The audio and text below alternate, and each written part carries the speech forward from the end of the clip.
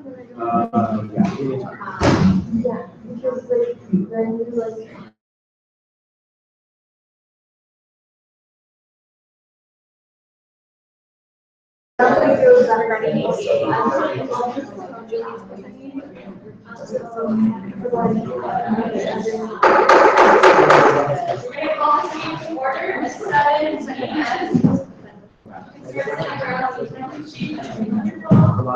Lots of more meetings about the meeting. We're going to begin with the approval of the agenda. Is there a motion to approve the agenda? Justin, thank you. Is there a second? I'm sorry, go ahead. I move to move it to that. Yes, second session. Second? So second from Netta. Anything to strike tonight? Yes, motion to strike the burden by the grant fund.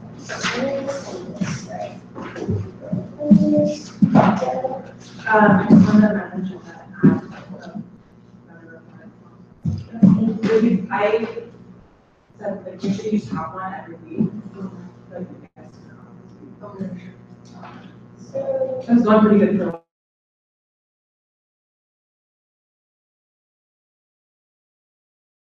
anything else you need to strike yet? Motion to strike the ASAP.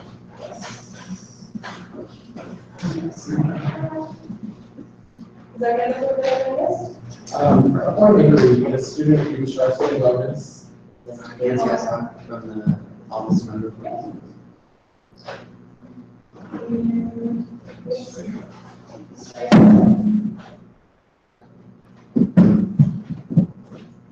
Actually, I was just.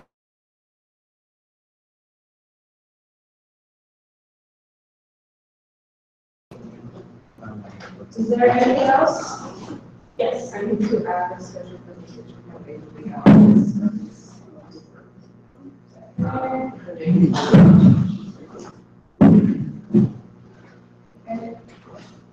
But remind everyone again that it's not good practice to add these to the night and certain special circumstances come up, but that's all trying to get things on the agenda on time.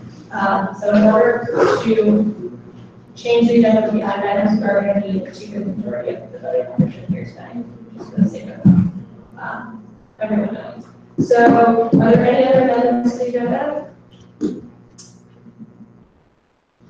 Seeing none, so the motion that from amended to reflect the addition of a special presentation from the ADA office, striking the TSR officer report, in addition of the campus events commission report, striking the vendors grant funds, striking the academic success formula, striking the ARC allocation, and does everyone understand the changes made to the agenda? Yes. Great. So we will move ahead with the vote, beginning with IDP. Yes. EDP, yes. Gen 1? Yes. Gen 2? So thank you all for proxying tonight. So that's going to be reverse skip. Gen 3? Yes. AAC? Yeah. CEC? Yes. CSC is not here. CAC? Facilities? FSC? Yes. SBC is not here. Therefore, by vote 1, 2, 3, 4, 6, 7, 8, 9, the agenda has been adopted. It's not here. I thought it was 4, but I don't know if that's. Yeah. Therefore, our agenda has been approved for tonight. We're going to move ahead with the approval of the minutes from November 7th, 2017, and there were changes that were made to those minutes. Everybody had the opportunity to review those minutes to ensure that the version of the minutes that we are approving tonight is the updated version and the version that will end up on our website. Any issues with that? All right, seeing none, is there a motion to approve the minutes from November 17, 2017?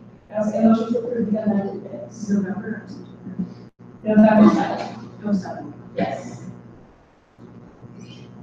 Any motion? Thank you, Zara. Is there a second? Thank you, Aaron. So. IDP? Yes. EVP, Yes. General 1, Yeah. General 3, Yes. AAC, CEC, CAC, Yes. Facilities, Yes. and FSC. Yes. By a vote of 8-0 this motion passes, and our minutes of November 7th have been adopted. We are now going to move into public comment. I see we have a lot of members of the public here tonight. Just a reminder to everyone, we have 30 minutes allowed for public comment. The first round of public comment will be no audio, no video. The second round will be audio with no video. The last round will be audio and video. Every public commenter will be allocated 2 minutes. I will put the gavel to the table when you have about 10 seconds left. Please have a letter since we start on that. So we're going to begin public comment at 7:05 p.m.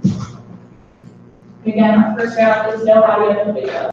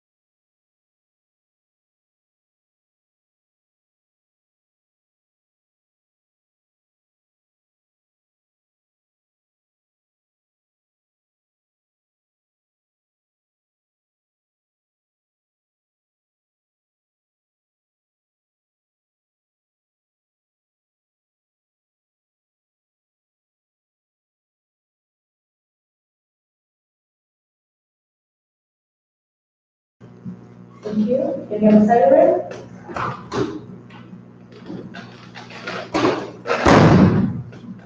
Hi everyone, I'm Bridget with your weekly update from Copper. Last week we finished up our test drive and completed our amended goal of 1,400 pledges, which is really great. We were able to end 3 hours early. This was a really great success for us, and we actually were able to also collect 1,500 petitions to make the UCs use 100% renewable energy. So that was another great win for us. And on Friday, we're going to be giving out solar-powered hot chocolate to thank all the students. And this is not audio, not video comment. Hi everyone, I'm the External Vice President for the Bruin Democrats, and I just want to invite all the council members to come to our meeting like I do every week. This week we're going to have a special guest video conferencing in. It's Jason Kander, who ran for Senate unsuccessfully in Missouri, but he lost by 3 points in a state in which Hillary lost by 19 points. He's going to be talking about his work he's doing against voter suppression with his organization Let America Vote, and he's going to be talking about his podcast called Crooked Media, and so it's going to be a lot of fun. It's the same time as the USC bonfire, but if you can stop by towards the end just to show your support, it'd be wonderful. And if you can't make it to this meeting, we'll see you at a future meeting. It'll be from 6 to 7 at Ackerman 3517. Thank you so much. Non-audio, non-video public comment? That's the end of our panel for that. We're now going to proceed to audio and video public comment. Good.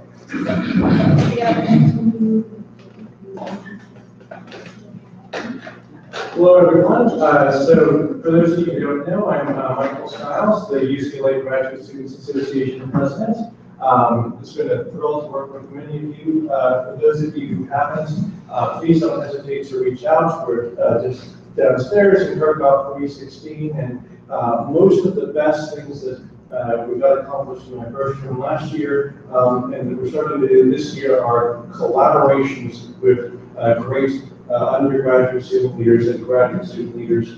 Students need to be united if we're going to get things done, and look forward to working with all of you. I particularly came to speak tonight to just thank the Office of the President, the Office of the External Vice President, and the Office of the Facilities Commissioner for their extraordinary leadership in this new Westward Forward movement, as well as all from their offices and all the rest of the undergraduate student body who've gotten involved. It's got so much promise. I'll leave the details to the presentation tonight, but there has never been such a strong coalition of grad student leaders, undergraduate student leaders, faculty, staff, homeowners, business owners.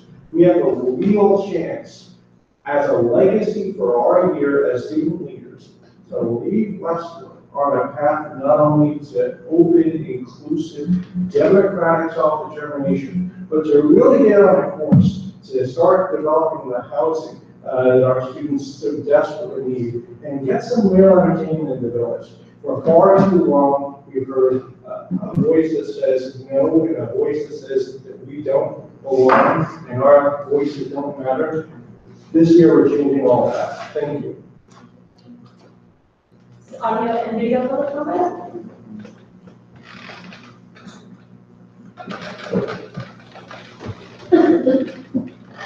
Seeing none, I'll get the public comment section for tonight, ending at 7:12 p.m.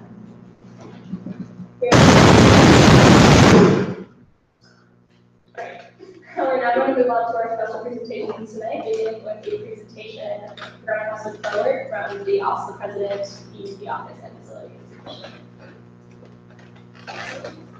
Yeah.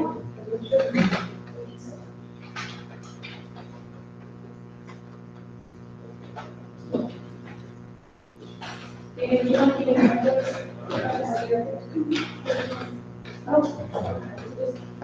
As I would with any other presentation, there's 15 minutes allotted for this presentation tonight, followed by 5 minutes question and answer with the council.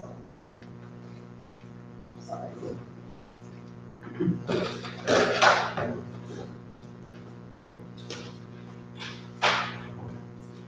Hi y'all, so this is my presentation explaining Westwood Forward, in case you haven't seen all the different daily bureau reviews and statuses about this. But real quick, so what is Westwood Forward? It is essentially a coalition of different student government offices, both undergrad and undergrad, as well as local community organizations, business organizations, homeowners, renters, so basically anyone who has a stake in the Westwood area and they're part of this coalition. What are we trying to do? So, long story short, we're petitioning the city of Los Angeles to formally recognize a new neighborhood council that specifically encompasses the UCLA area.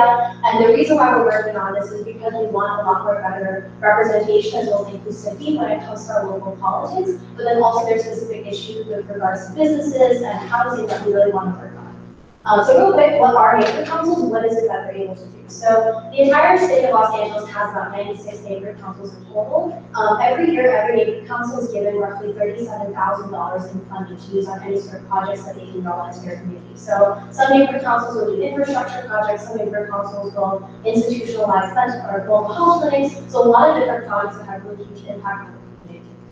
Specifically, they have a really broad mandate in terms of really advising the city of Los Angeles on issues impacting their neighborhood. And so, while we do have Councilmember Paul Perez, for example, who advocates and pushes forward policies that, impact the Westwood area, it's really the neighborhood council that speaks directly into his ear to inform him about what issues are impacting the community. And so when it comes to, speaking on issues, pushing forward budget issues that impact Westwood, it's really the neighborhood council that has a lot of power over that, in addition to the budget that was specifically given by the city.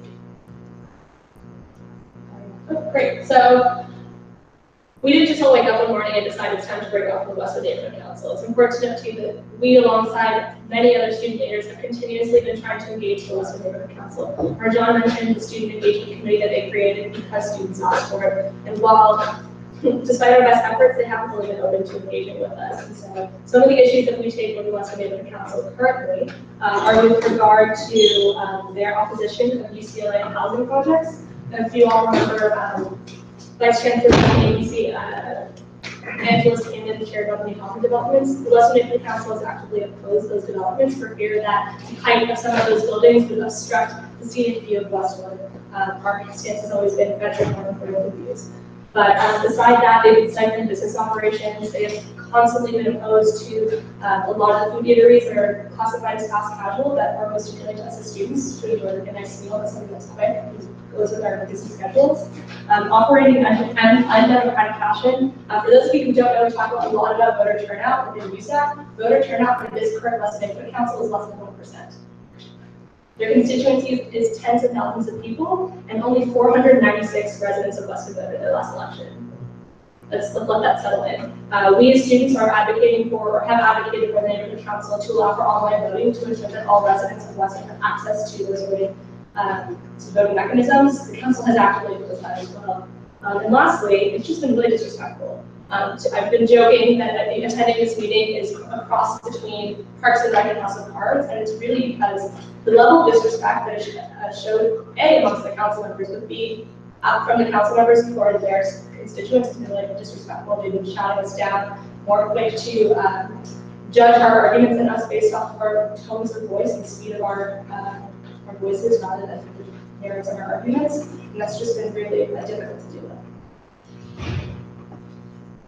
So this is kind of a quick overview in terms of what's happened so far with the timeline. So May was when USAC publicly announced that they're constructing the 5 new dormitory buildings, and so that's really where a lot of controversy started. Starting in June, like various USAC offices have had members attending every single monthly Westwood Neighborhood Council meeting, and it's been a consistent pattern that literally every single monthly meeting we've been shouted down in public comments. We literally had council members tell us that you're disgusting, you're selfish, you don't know what you're talking about. Like frankly behavior that we would never allow at our council table. And so in July, we really pushed for this establishment of the student engagement committee. So at that time we thought, okay, if they have this committee that means specific for students, and things will be a little bit better. Unfortunately, not much has really changed. The committee has really kind of become an excuse for them to say, oh, we're listening to student issues, but not really doing anything about it. And so in September, when there was a public housing hearing at the Luskin Center, the 3 of us attended this forum as well as about like 25 other students. And there are a lot of freshmen in that group who literally left that housing forum in tears because there are community members who told them that they didn't belong in Westwood, that if they're out-of-state students, that it's their fault that we have a housing crisis. And a lot of them were actually told that, affordable housing is not a necessity, it's just a desire. So it was frankly preposterous that happened, and then in October, kind of the last straw was we tried to get some items on their agenda related to like housing and elections, and basically they just like tabled these items on their agenda like we're not about this. Sure. So for the last weeks 0 to 9 of this quarter, our coalition has been meeting. We've been bringing in homeowners and other business owners to be recognition of the fact that this isn't just a street-run effort. We're really working to reform Westwood. During week 6, we went public with this plan for GSA meeting last week. We apologize that we weren't able to bring it forward to all of you earlier, but we hope to bring you all in as part of the coalition too. By later this week, on Thursday, we're going to be having an open town hall for students, members of the Westwood community to come in and share their feedback regarding our bylaws, our boundaries, and learn more about how to be more involved in this coalition. Weeks 9 and week 10, we will also be doing more petition outreach. You'll see us on our room looking to get more petitions. Our petition technically requires between 200 and 500 signatures. We're aiming for 2,000 signatures to show the city how serious we are about representation in the city of Westwood. And our petition will officially be due December 15th to the Department of Neighborhood Empowerment, at which point they will read through it. And if the petition is accepted, we'll be holding our first election to decide whether or not to have an official separation of the Westwood Neighborhood Council and the creation of a new one in March. So the application process of subdivision includes establishing our own set of bylaws as well as a set of boundaries that would include at least 20,000 stakeholders. So what you see outlined in black is the jurisdiction of the current neighborhood council. What's highlighted in blue is what we set as the boundaries for what this new neighborhood council would be potentially. So with the north boundary, that's Sunset, because that's where the campus ends, and most of the people living in the Northwestwood Village are students and people affiliated with UCLA. In terms of veteran, we chose to include only the east side of veteran, since the west side are composed of single-family homes who are better served by the existing neighborhood council. For the east boundary, we went down Hillgard, both sides of Hillgard, because of the sorority houses as well as other student housing in the area. And then when we moved south, we moved all the way to Ohio because UCLA students also are greatly affected within those areas because there is student housing present within those areas as well. So we want to make sure that those students are served by the new neighborhood council as well. Yeah, those are the boundaries. And for these new boundaries, if they were established, you can see that it's split, where our new boundaries would be this blue highlighted part, and then the two parts for the other neighborhood council would be split. So we would have to share these two boundaries with the neighborhood council that exists today. So we're going to be having, as stated before, a town hall this Thursday from 4 to 5 p.m. It's going to be held in Ackerman 3517. So we're looking for any opinions, questions, feedback about our current proposal, which include the bylaws as well as the boundaries, and any other questions you have about the entire process. If you're looking for more information, we do have a website, westwood4.com, where you can look for more information as well as access the petition to sign. So please come out, please tell all of your friends, anyone you know who would be invested in this movement, because we want to make sure that the community is invested in this new neighborhood council, because that's something that we haven't been seeing as of late, and we want to make sure that this is a new council for the community. Thank you. I will say one thing that I think is really interesting too. Last year we had a presentation from the Brewer Bike Share. If you look at the map, the boundaries that we've now proposed, it perfectly encompasses that area that Brewer Bike Share is currently serving. So just a nice connection. So it was pretty cool. Yeah.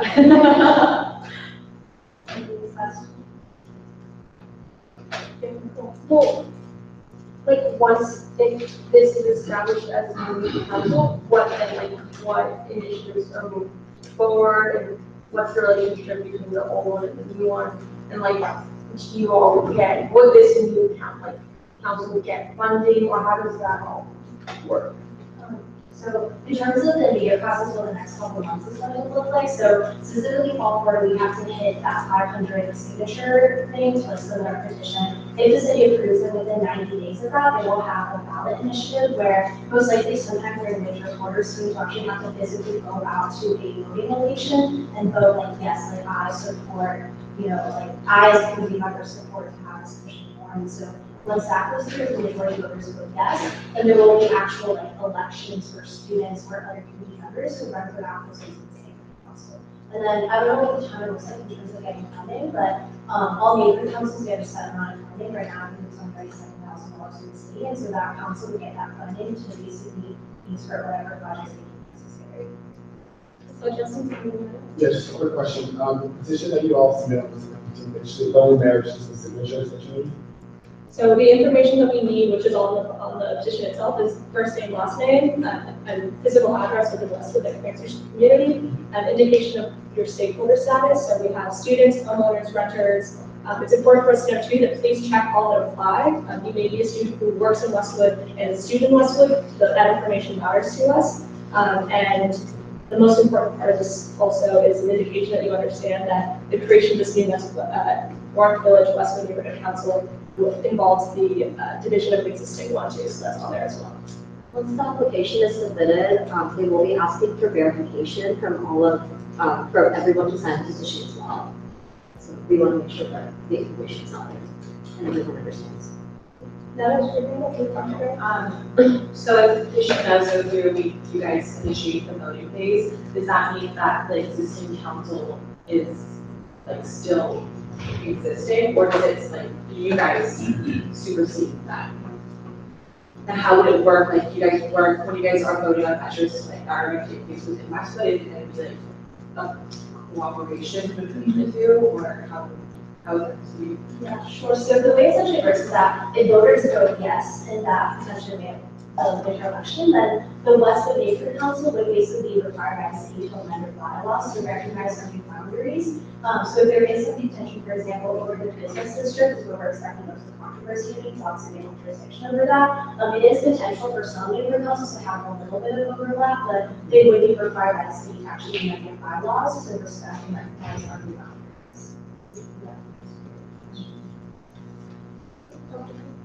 Do they have the right to try and do this? We don't only have 500 people that have to vote for them, but are they likely to put some serious effort into mobilizing people to come out and vote on permission?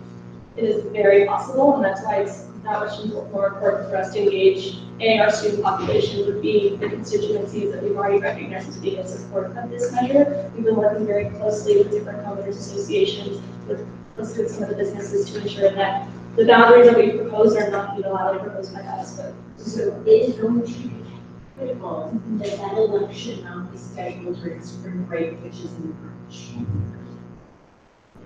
And sorry I didn't mention it before, for those who didn't know, that election that only got 496 votes took place during finals week. There was only one polling place on the other side of Sepulveda, which would have been about a 30 to 45 minute walk for any student, which made it that much more difficult. And some of the solutions that the Westwood Neighborhood Council could have considered in that situation were A, creating another polling place closer to the Westwood Village for more access for those living on this side of Westwood, or B, online voting as we mentioned before. I would also add on to that a little bit, in terms of just like the voting demographic and all this, like there are really members of the neighborhood council who won their seats with less than 10 votes. Like a couple of members literally won with one vote, meaning they literally voted for themselves, and that's how they got their seat. So, sorry.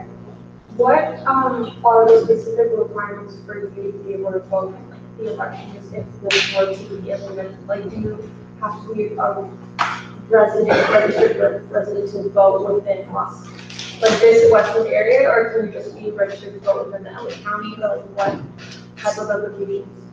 The registration process is very easy. It only requires that you show up at the polling place that day, fill out a form with your name, a physical address that you are affiliated with in Westwood, and you can cast your vote. It's very easy. It's no way connected to registration for national elections or statewide elections. Oh, it's 5 minutes. Okay, I see a few extra hands. Is there a motion, or if you would like to continue the Q&A, we can. There is one hand up. Are there any other hands, just for the sake of ensuring that our time period is adequate? So, Q&A by can I recommend we maybe do 5 better than to do a couple? So there's a motion on the table by Justin, seconded by Divya. We're going to do a roll call, I guess. I apologize. All right, so that was proposed by Justin, seconded by Div. So +5. Beginning with IDP, yes. EDP, yes. Agenda 1, yes. Agenda 3, Yes. AAC, Yep. CEC, CAC, Yes. Facilities, Yeah. FSC. Yes. Therefore, by a vote of 9 to 0 to 0, this motion passes, and you can add an additional 5 minutes for Q&A. I think I saw that from Ashram, and then one from Justin.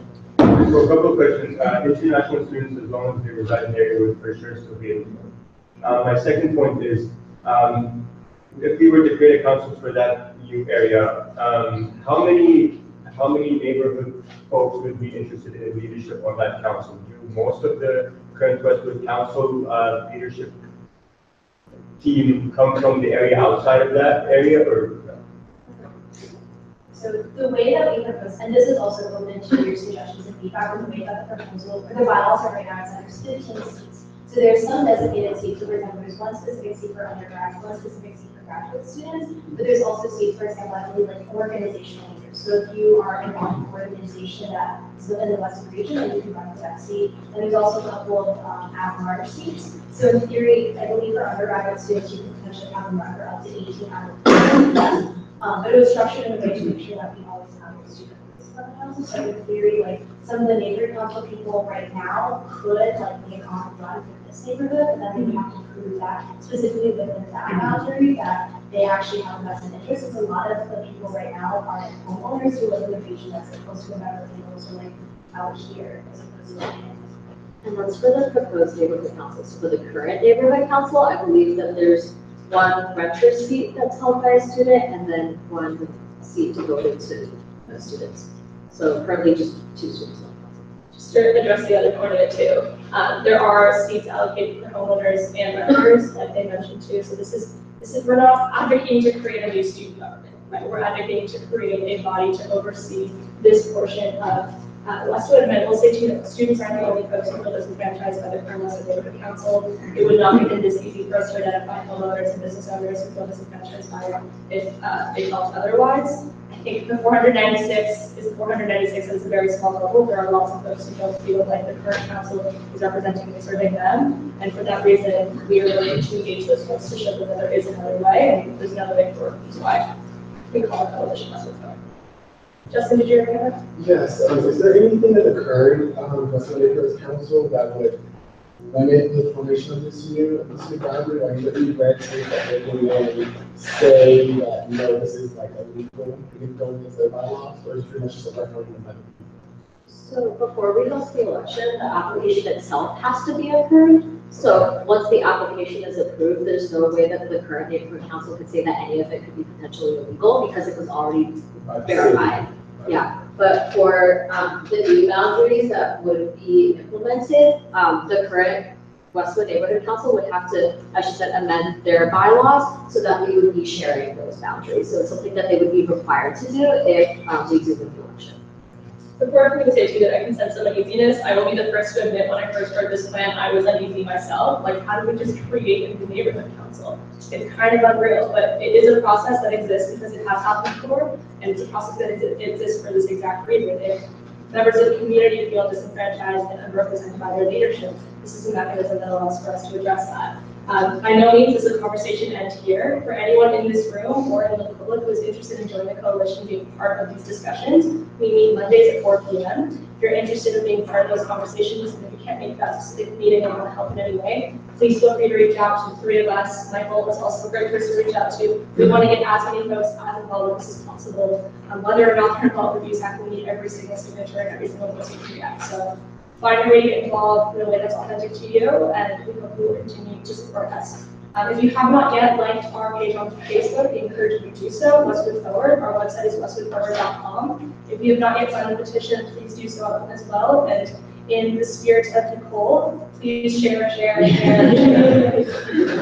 only a last comment. So you mentioned that you guys can be a massive outreach in terms of trying to get students to sign the petition that all of us are working together as a coalition on. And so if your office is willing to supply people power, we'll share it. I said she would please need all the help we can get. And then if our application is approved, that election where we're really going to need to get support in terms of getting students to vote. I believe there's also going to be an online voting option, which will be really helpful. But still, we want people to physically show up to the voting location, know about what's going on. So it's essentially going to be a huge get out the vote effort, which I think we might be interesting since it's an awful election year. But all the better for this to be happening, so we can really focus on changing the landscape of our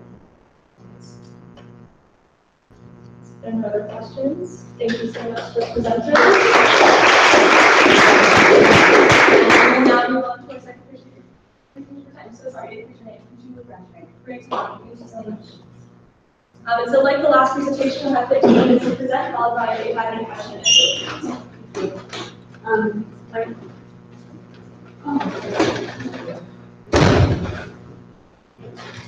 things to recognize. I'm the ED 504 compliance and agreement officer.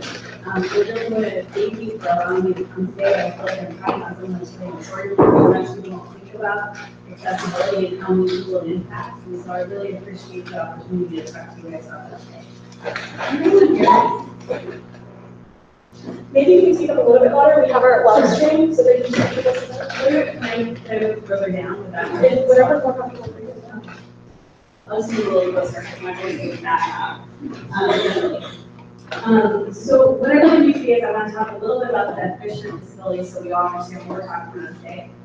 And then I will talk about our services and our program and what you guys might, what you might see and when you might want to call our office. So first, I just like to put this quote up when we're doing trainings because I think it's really important for us to recognize that when someone has a disability, sometimes that makes people think of them differently before they even open their mouth, before they do anything.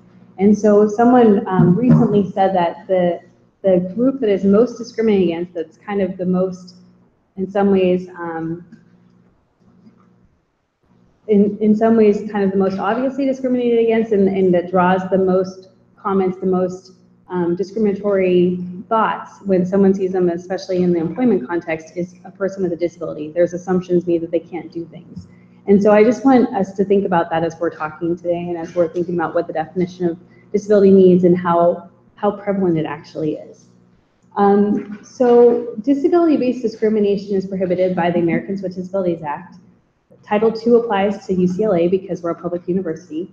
And what it says is that it says no qualified individual with a disability shall be, by reason of such disability, excluded from participation in or be denied the benefits of services, programs, or activities of a public entity.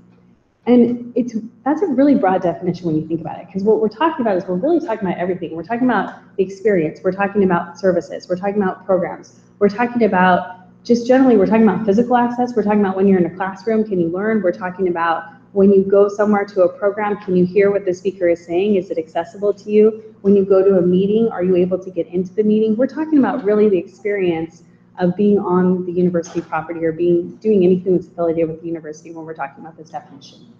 And that's what our policy procedure 230.2, which talks about disability discrimination, that incorporates all those definitions as well. So when we're talking about someone with a disability, we're actually talking about 20% of people in the United States. That's what the CDC says. So we're talking about someone with a physical or mental impairment that substantially limits one or more major life activities. And a major life activity is generally going to be something that we do a lot.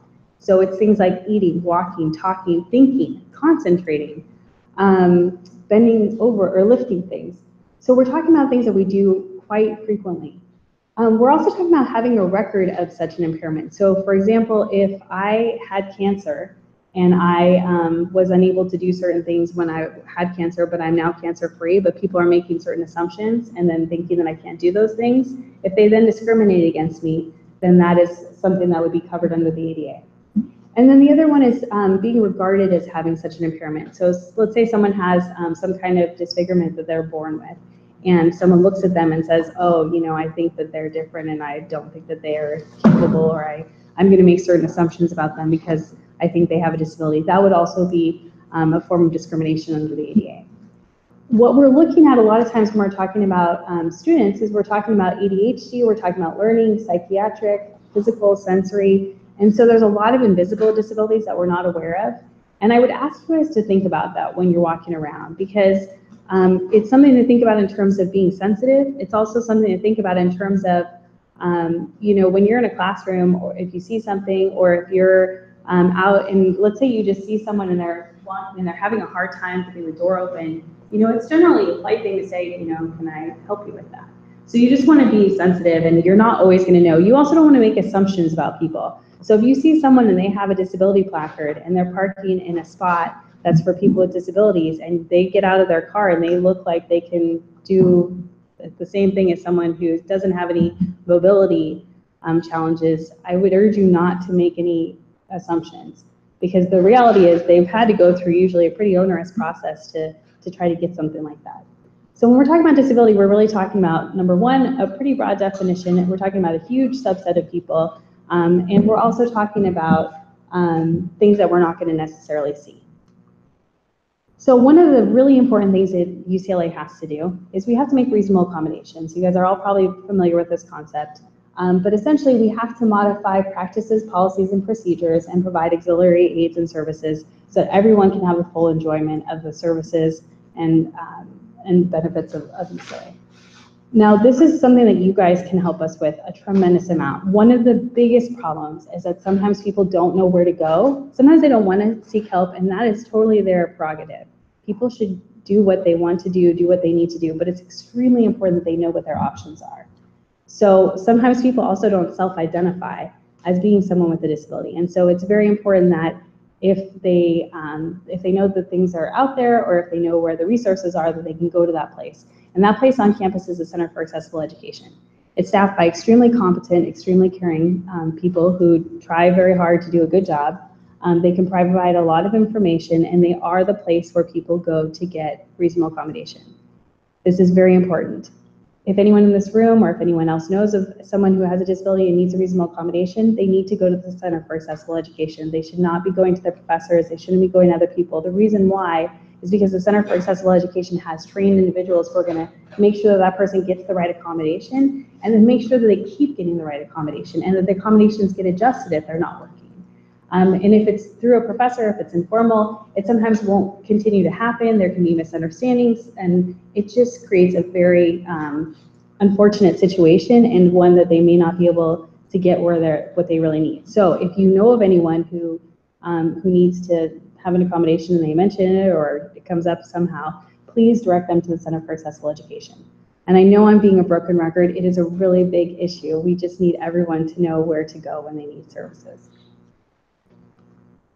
So what does our office do? A lot of people get confused. They say, you work for the ADA 504 office. Are you the Center for Accessible Education? Can I get my accommodation? I got a call yesterday. Can I get an accommodation? I said, I can direct you to the right people, and I'm happy you asked.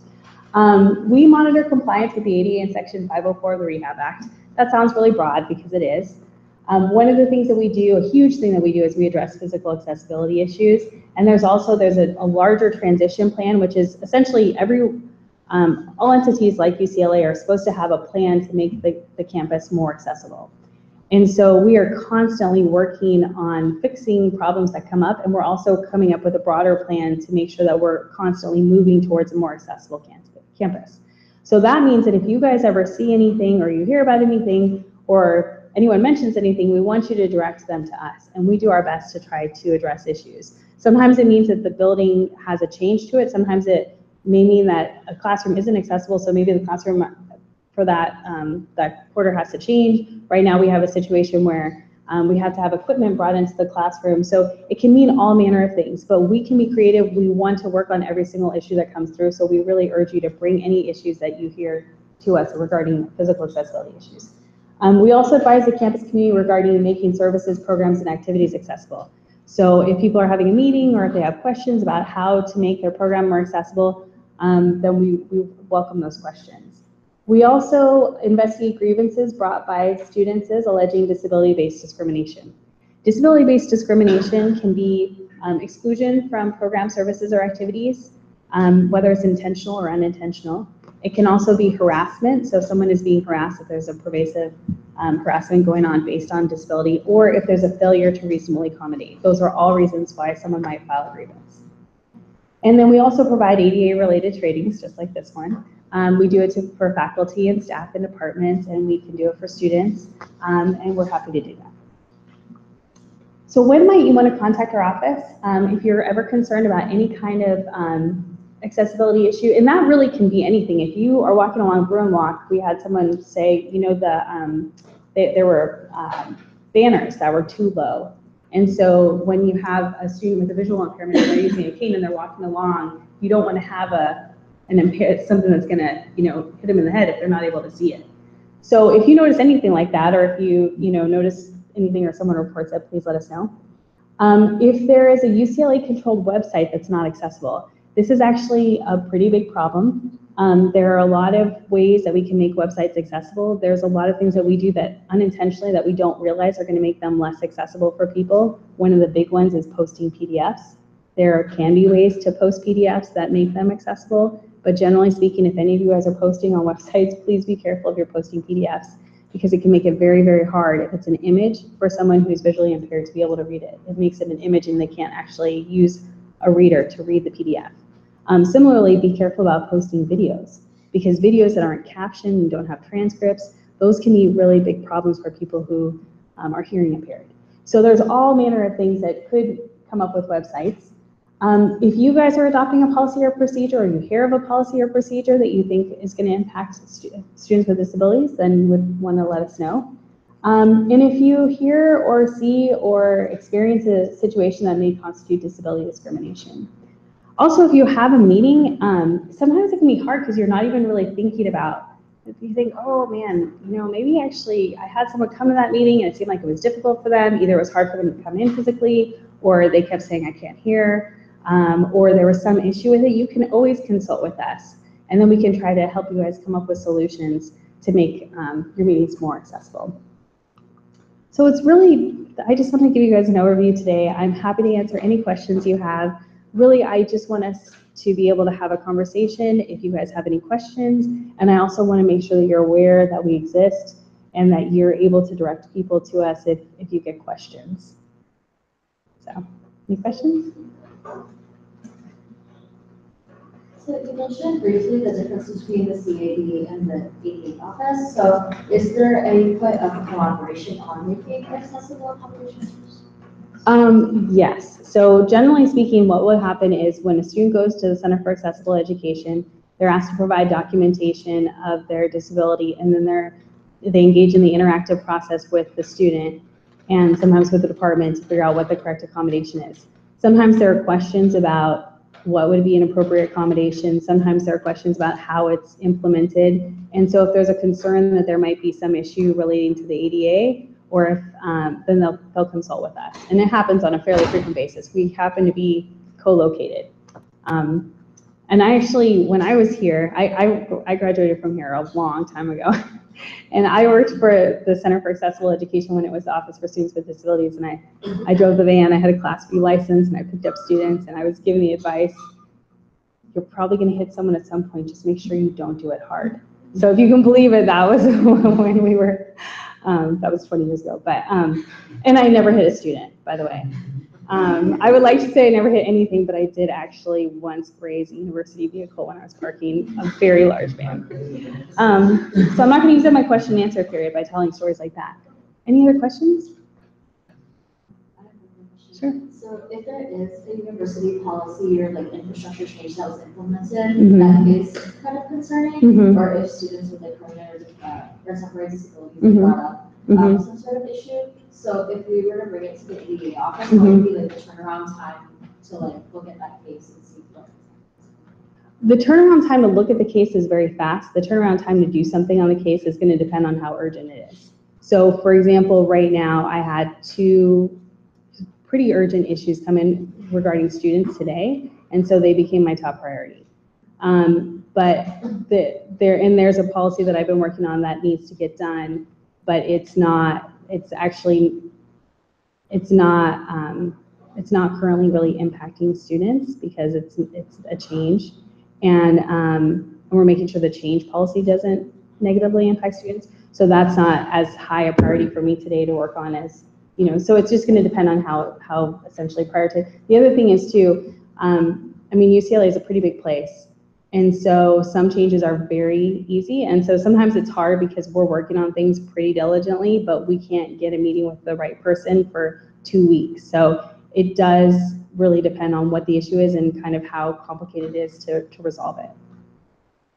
Listening to your presentation, I couldn't help think about how accessible our student council is right now. Thinking it's not super accessible. Yeah. We've had numerous conversations about we do live stream our meetings, we don't have captioning on those things. So specifically with regard to that, do you know of any technology that is currently being used by the university that allows sound to be captured? Oh, great. Yeah, Eco 360. I don't know that I have. Don't worry, you'll hear about it. Okay. Okay, so Eco 360 is a simultaneous broadcasting system that I'm working with the Academic Senate to, and it's in my awesome number report. we're working with the Academic Senate to have simultaneous broadcasting, and also has 86.7% accuracy on captioning. Wow, So great. students that are commuting or students that are hearing impaired, see the lecture, caption it, being able to go to class the next day in their discussion. So the conversation that we were having about USAC Live was to make sure that we can ECO 360 or demo that program. But I'm sure I can connect with you. Yeah, I would love that. More. Yeah, I would definitely love that. Back, and we have different departments that are able to talk about how it would affect students in a positive way. And more professors would sign on to it because we should be inaccessible.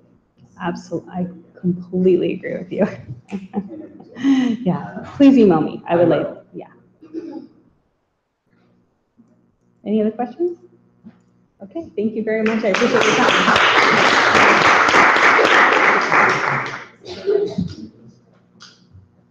Great, so that is the end of our special presentations for tonight. It's time check for everyone at 7:50 p.m. We're going to move ahead with appointments. All you have been sent from the Office of President. We're going to begin with the Student Conduct Code. Does anyone need a refresher on what the responsibility of the Student Conduct Code is? No? Yes? So I don't want to put Dr. Geller on the spot. Given that you work most closely with the Student Conduct Code, you might be. Student Conduct Code is a campus committee that includes faculty, staff, undergraduate and graduate students, as well as some alumni and retired faculty and staff.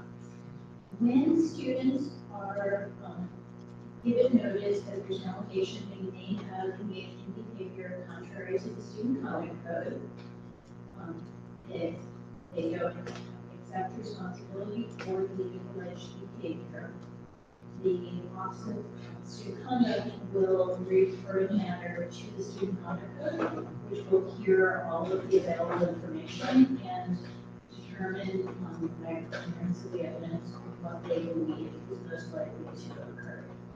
So it's an important body that makes very significant decisions.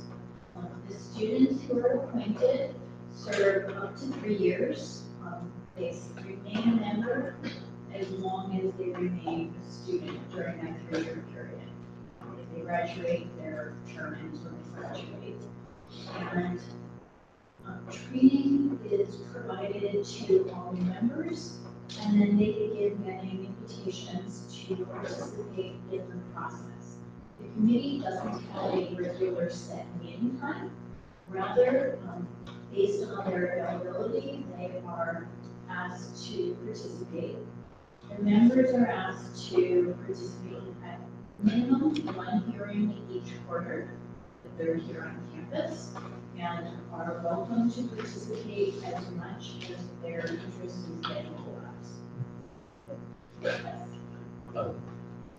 If I can just add to that, it's very important to have students on the Student Conduct Committee board, because if you are in an allegation of whether it's plagiarism, whether it's a Title IX case, any type of student conduct issue, you have a student there that's able to talk to you or be able to bring about the student experience to the committee, because in essence, like with plagiarism, there's a lot of things that go into a person plagiarizing that aren't seen through administration, whether it's TAs giving the same information or whether it's collaboration with other students. It's very important that we recognize these committees as the power that they have for the student experience and the student voice. I think just like piggybacking off of that, we do need to do our research as a council to understand these committees better, because I know that during the Academic Senate appointments, we were reading about like 3 sentences and then we voted.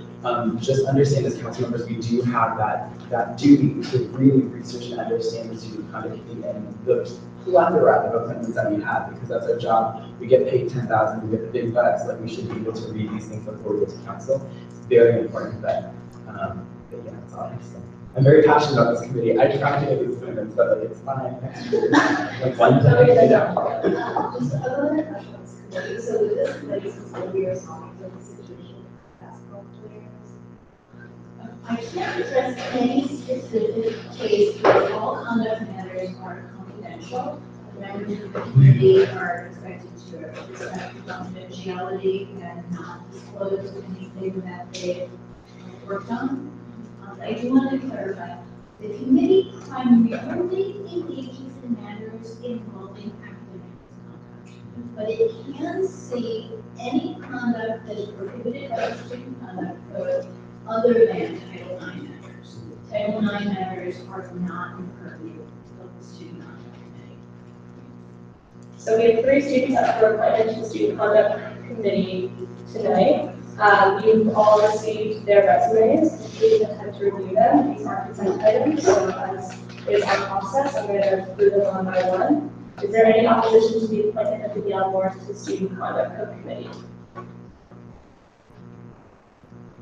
Just a planning, are they all second year students you're appointing, considering it's a 3-year? Yes. Are any here right now? They are not. Okay. So I'll ask again, is there any opposition to the appointment of Danielle Morris to the student conduct committee? Seeing none, this appointment is confirmed. Is there any opposition to the appointment of Kimberly Saran to the student conduct committee?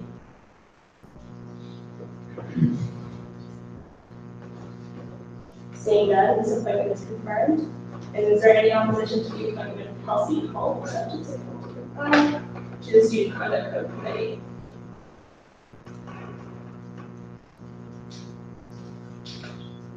Seeing none, that appointment is also confirmed. Moving along, we have our first action item appointment tonight. Hopefully by now you're all familiar with the communications board. We will only be making one appointment to the communications board tonight. That is being said as Simona Wasabi. Simona is here. Simona, tonight you're going to have the opportunity to do a 1-minute introduction, followed by a 5-minute question and answer period, followed by a 1-minute conclusion. You're more than welcome to stand wherever you'd like in the room. Whatever is best for the camera or whatever. I might recommend maybe the front of the room. Sure. Unless it's a big testing for anyone here.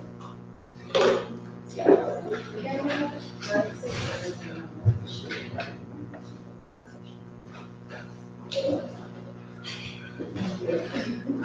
Okay, so I'm going to begin the time whenever you're ready. I'll put the gavel to the table when you've got about 10 seconds left.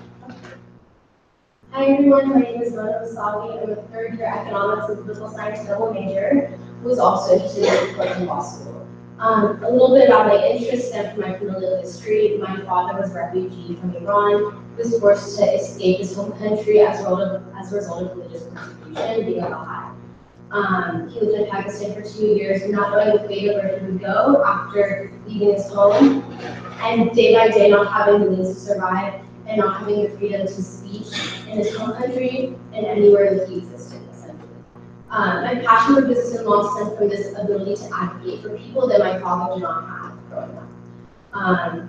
And I want to bring that to UCLA by being on the communications board. My experience in business and law provide for me the accessibility to be a part of the board and to contribute to advocating for all the groups on campus. There are 10 student media-driven groups who are part of the communications board, and I find it is important that all voices are heard at the table. Thank you, Mona. We're now going to move into 5 minutes of question and answer beginning now. Are there any questions for Mona? Yes, Aaron. What are some of the issues currently facing the communication board? I'm sure like, for many of us, they don't really know. And what are your opinions on that solve those issues? Of course. I think one of the biggest issues for myself and the communications board is funding. Communications board and student media groups have been in debt, especially the Daily Bruin, up until the referendum. So that allowed for the debt to be absolved. But before then, it was a day-by-day issue of being deferring the debt until it was paid in with that, even though there is no debt with the Daily Bruin, for example, it is important that access to funding is improved and allocated to different aspects of the budget so that different students are able to voice their opinions and beliefs and desires in a medium that is able to convey that best for themselves. So this is a question we've asked the previous candidates for this position. Have you engaged with student representatives on basic media bodies and some of the feedback you got?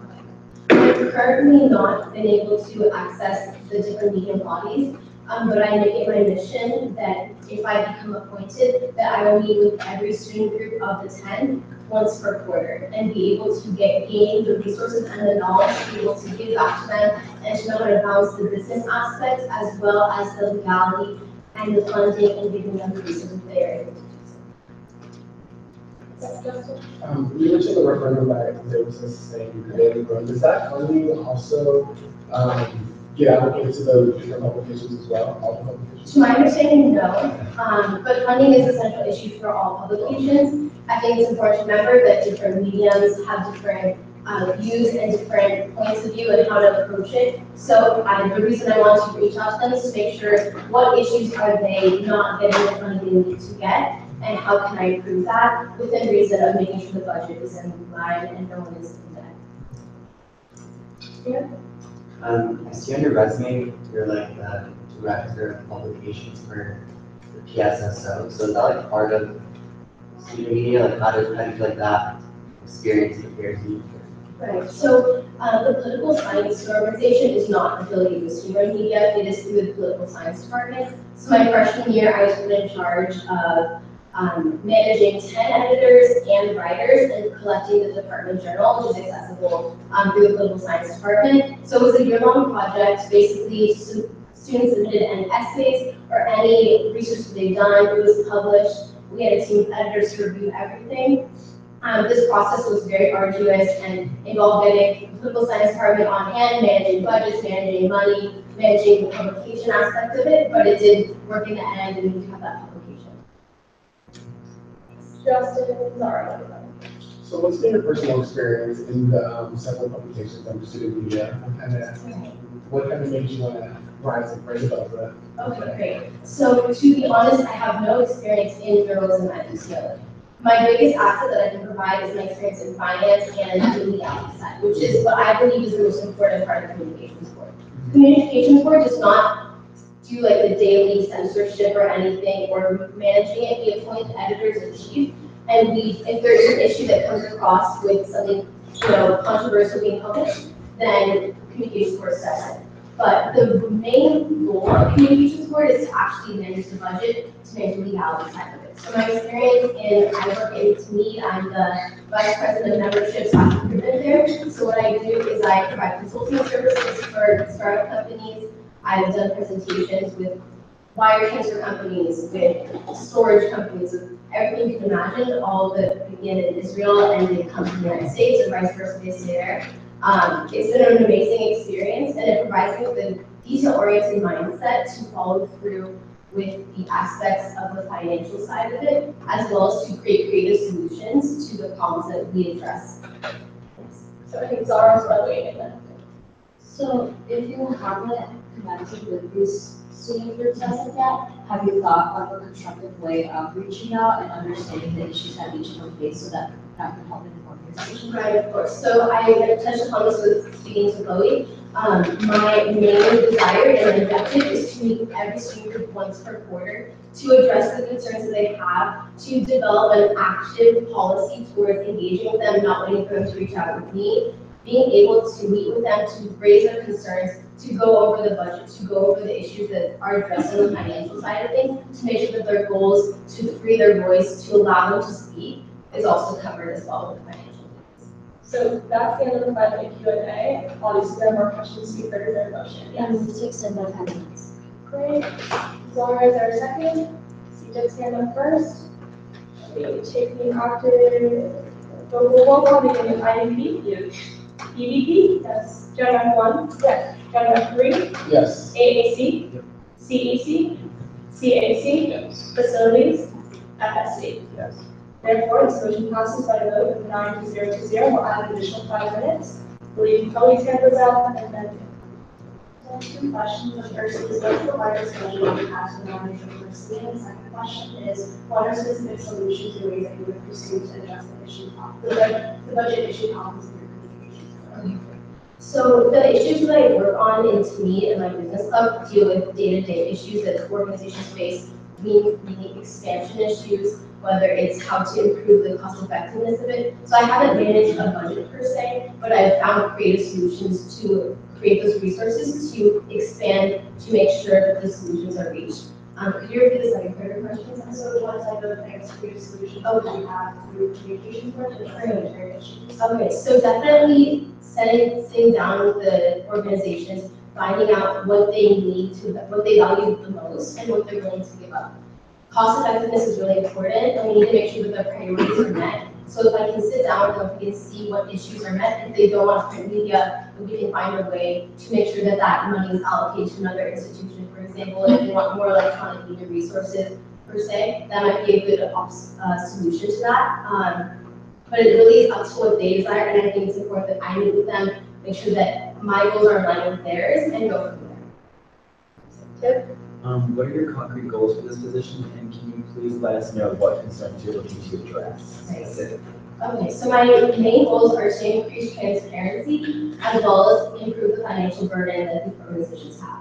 I think it's really important that communications board is in line with the financial aspects that every single organization under the umbrella of communications board meeting those goals that they have. So that is definitely my top priority, and I want to improve the cost effectiveness of that, making sure their budgets are either expanded or maintained in a way that is best effective to them. Transparency-wise, I want to make sure that students are more aware of the importance of communication board. It is one of the four under the umbrella of USAC. It has a very important position on campus, and I take that very seriously. So I want to make sure that that's transparent, whether it be office hours or we actually meeting with organizations. I want to improve that. So another hand from the table. How do you balance between the student needs and the requested priorities that comes to you from student media and what you believe are the most fiscally responsible ways to handle the budget of the communications board? Right. So in the past, there's been issues where debt has been defaulted or deferred until further years. And that has created a burden on both the students and the resources that they have, where it wasn't much of a student fee increase, but it also was a student fee increase. And the principle of that, I think, is important to maintain that what happens in communications board does not stay with the student owners. It can affect the student fees that exist at UCLA. So I really think that putting budget first and ensuring that students at UCLA are able to be represented, but also that their student fees do not increase dramatically to the point where they're being risked of a financial burden because of the need for an increased force for the organization. It's basically like facility one historically we have had appointments to communications board would not fulfill their term and have dropped for various reasons. Like one of the appointments we will be filling this year is due to a student who is not able to fulfill their term. So I think my number one question for you is, are you committed to fulfilling the 2-year term that this communications board appointment requires? Absolutely. So I'm in my junior year now, and I learned to really prioritize my time with what is important to myself and students at UCLA. So the only things I'm involved on currently is I'm a trial clerk at Triple C Lab, which is a family law firm, and then I work to meet as one of their executive board positions. So I make sure that when I'm invested in something, I take it very seriously and I follow through with that. So knowing that the appointment is 2 years and knowing that I can fulfill that is something that I take very seriously and make sure that I will fulfill that. Any other questions? Seeing none, that'll be at the end of our Q&A period. And then at this point, I'll be opportunity to do a conclusion. Again, you'll have 1 minute. I'll have the camels for taking you 5 to 10 seconds left. So I just wanted to thank you all for your time. I wanted to reiterate that I take this appointment very seriously, and the promises that I made at this table, I intend on carrying out. I have a passion for allowing student voices to be heard, and my background and my experiences at UCLA have allowed me to do so, and I want to continue to do so in the position as the appointment for communications. So thank you for your time.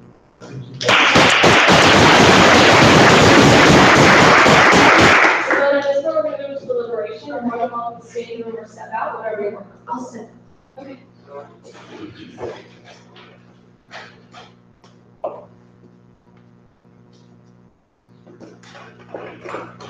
So in order for us to move forward with deliberation, we will need a motion in a second to move for discussion. Is there a motion to approve the appointment of one of the Solid Communications Board? Thank you, Justin. There's a second. Thank you, Malik. And as is our process, is there any recommendation from ARC? I do think it's important for you to know, I spoke to Mona, there was a time that she was told to meet on Thursday, that time was changed Saturday 5:30, she couldn't meet because of class conflict. So, want to make sure that's on the record as well. So there is a recommendation from ARC, we'll now move into discussion. Is there any discussion regarding this appointment? Yes, Justin. Yes, it's a little concern that she has no experience, but besides seeing any of the publications, and I also, the response she gave to Chloe's answer, she mentioned some part of where she was kind of willing to engage in a give and take between the publications, and I think there should be just more giving than a taking from the publications. But besides that, I think she has immense knowledge of like the financial burdens that student media is going through currently at large, and I think should provide that financial perspective that the past communication board members that we've appointed, they were very invested in student media already because we emphasized that we wanted them to come from student media. So I think she'll provide a good balance for us forward. I mean, it was like a little concerning when she like said her main aims were to, like her perspective and her aims are to reform like finance, and like she's well reversed in law, right? But when you asked about like managing a budget, she's never actually managed a budget, so I'm just like, how is that like irritating if you don't have that experience? Like, where is that rooted in? And then also it's like we want to make a point before we vote that like we've had multiple people for this like position we proposed, and we have to hold them to the same standard that we did to the other people. And I think one of the main reasons why we didn't vote yes for other people proposed on the table was because they're kind of disconnect with voices in student media, and she really doesn't have that connection. And if that's something that we want in a communications board representative, then that's something that we should. I can quickly address this, because I feel like it's going to continue to come up. I've said this before, and I'll say it again. It's really difficult to find appointments to the communications board for the express purpose that there's an expectation that those who are on the communications board are not involved with student media when they're appointed, because that does constitute a conflict of interest. So our challenge is that the students who tend to be more invested in student media tend to not want to give up writing for student media or being a part of student media, and those who are more interested in the business and personnel issues, which is the prime focus of the communications board, tend to not come from the background of being involved with student media. The reason why I felt comfortable bringing forward with Mona is that she does have experience with a publication that is outside of communications board. While I agree, I wish that she would have reached out to those publications earlier. I did appreciate the point that she made of like not doing the classic I'm the office hours approach, and actively said that she will work to meet with each of those publications at least once during the term, which is more than I can say having been part of a media outlet of a lot of other communications board appointments. So, and just to yeah, sorry, go ahead. Like, Yeah, please. I mean, like, I get that. I think we all, I mean, at least voting, like you mentioned that the first time, we like didn't vote for our, whoever was the first person who was appointed to this position. Yeah. But I think it's one thing to be like, that person doesn't have to be in student media, like at least as a voting member, that's not what I'm concerned with. But like, it's a connection and understanding, like you've reached out beforehand, because you're gonna be appointed to a board, like doing that homework before and understanding their grievances is so important. Like, one, because you're not, if she's appointed, there's really no way to be held accountable at that point, because she's already been voted onto the board. Like, saying she's going to do something compared to have already been doing it before she came here, it's just different. Taylor Mayor? I don't think that, well, we addressed the student media experience thing, that she, looking at her resume, she doesn't have student media experience, or any concrete goals really. She talked about transparency, she talked about reaching out to students, she talked about office hours. To me, I have here, it's upsetting that she has yet to meet with any media organizations. There's no experience with budgeting, no experience with student media, and I didn't hear any concrete goals. We must hold our appointments to the same standards, and this fell a little bit short. Just for me, hearing that she was going to actively meet with them was great.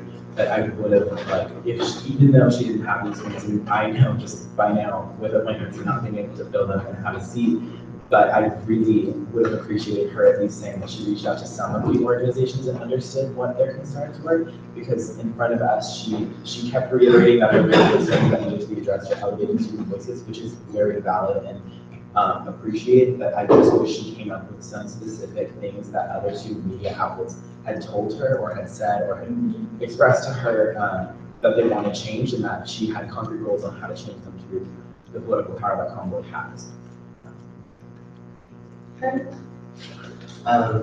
Yeah, I agree with what Netta and Dick said about like how the biggest concern is sort of how she didn't take a proactive approach to reaching out to different media organizations.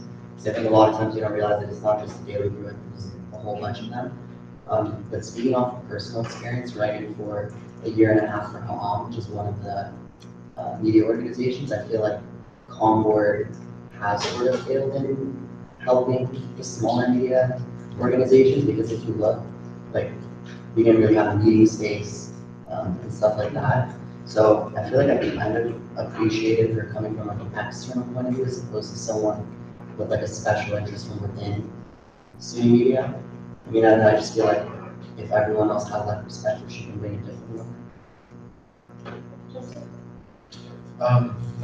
I was going to ask her the question if she feels that it's necessary for her to have the experience in the different publications, but I didn't feel the need to, because I think that role of communications board is just to provide the support that the publications need. And I think what's most dire right now is their funding. They need more funding to make themselves more visible, so they continue to still thrive. And I think that was the main driving point that I got from her, that she really wanted to capitalize on making sure that the funding or the financial burdens that these publications have isn't something that's sustained. So I appreciated that part of her interview.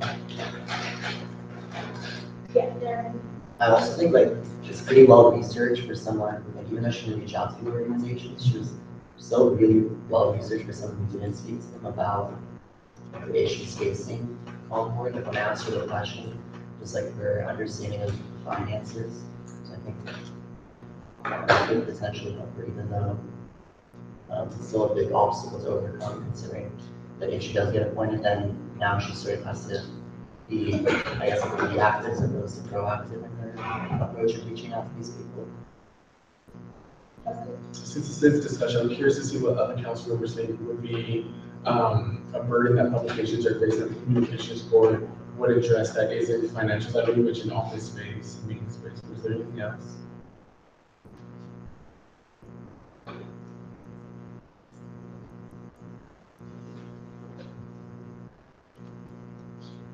Is that other public media? Yeah, the burdens that they're facing. What are these to office space now? And financial constraints. Okay, so that covers it. I mean, most of these.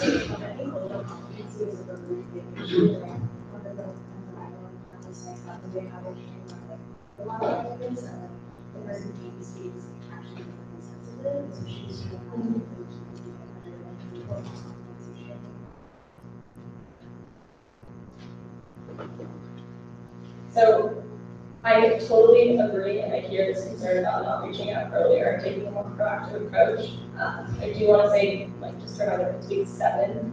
This is our fourth person we brought forward for the communications board. So I don't mean to say that to pressure us into appointing a student we don't feel is prepared to take on that role. I do think that like the unique approach that Nona brings in terms of like being this outsider who has experience in the consultant role is very interesting, right? Like her role is to come into spaces that are unfamiliar to her, to look at numbers and financials and make recommendations based off of cost effectiveness, right? And so I think that was the appeal and disappointment to our office specifically. But again, I hear the concern regarding the reaching out. And just to remind everyone again too, like our expectation is not that they have all the answers right away. There's thorough training that all appointments to any board of the NACC goes through, the same way that we got training before we came onto USAC. And I say that again in recognition of the fact that week 7, this is our fourth of this board. But again, if you all don't feel comfortable in it, put your conscience. Is there any other discussion? Not, we're moving to a vote. There is a motion on the table and a second. We're going to begin with IDP. Yes. EDP.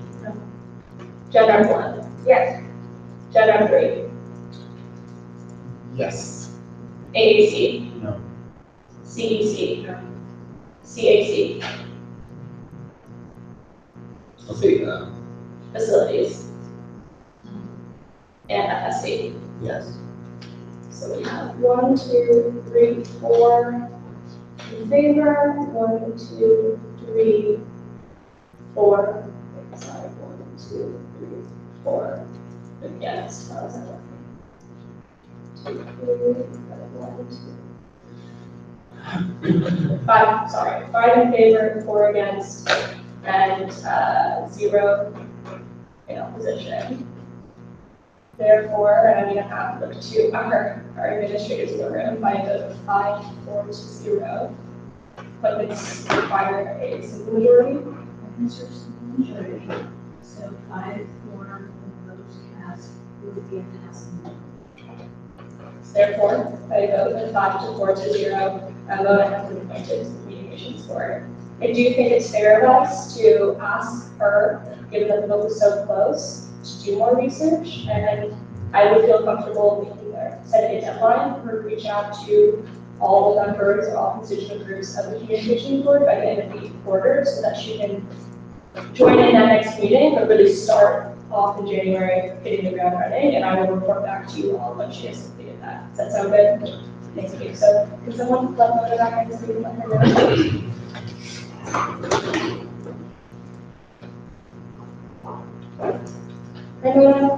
So your appointment was confirmed by a vote of 5 to 4 to 0. It's important for me to note that because the vote was so close, the major concern was a lack of proactiveness in terms of reaching out to some of the constituents of the Communications Board. So we are going to ask, and I'll help support you in that and hold you accountable to it, that you reach out to each of the member groups of the Communications student media entity to have one-on-one meetings with them before the end of the quarter, so that once you are ready to join in your early meetings at the beginning of the year, you're ready to hit the ground running. How does that sound? Thank you so much. Thank you for the confirmation. Okay, thank you, Madam.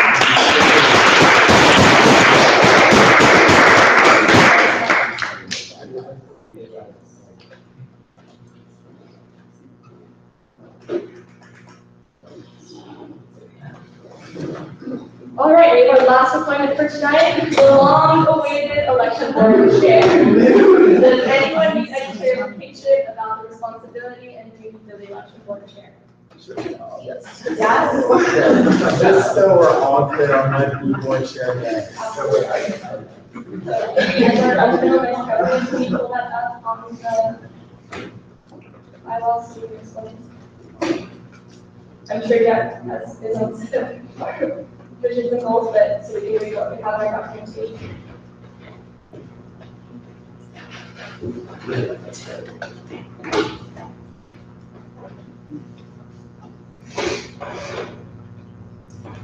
And thank you for your patience and Jack. Do you need a backup for it? Okay, please go ahead.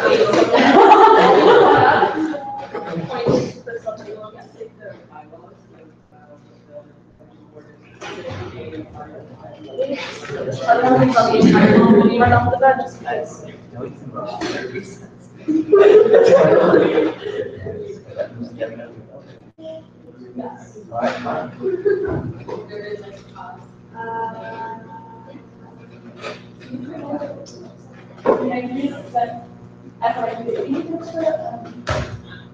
Are you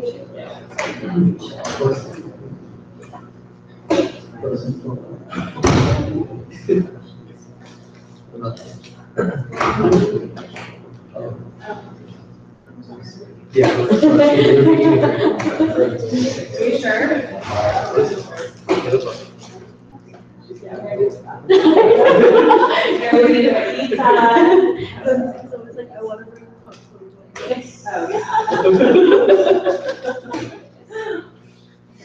I guess I'll just make food.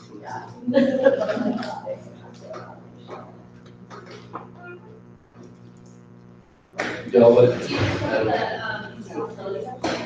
So This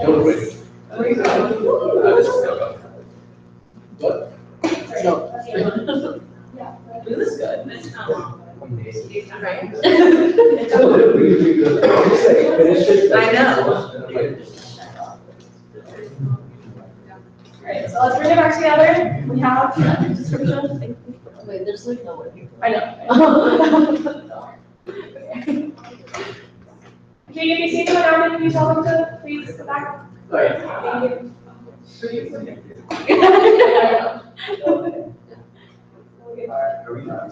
What are we going to do?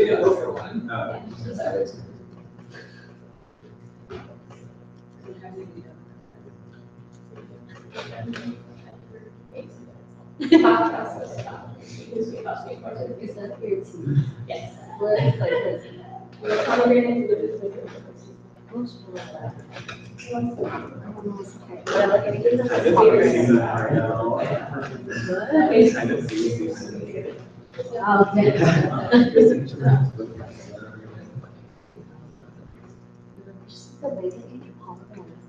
so cool. Oh my God, my God, that I have like Michelle, like 30-year-old son. But like, We had a conversation about that.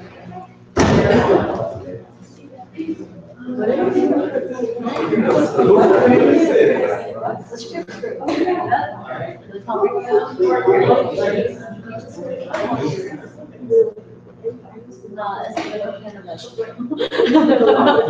Right, can we bring it back together, please? Half Indian and half Pakistani. But what? Yeah.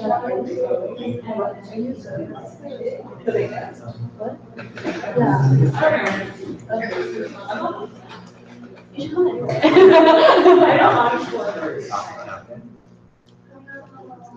should come in. Next week will be after. Yeah, they'll be next week. Like, I don't want to do so our office will be in Friday,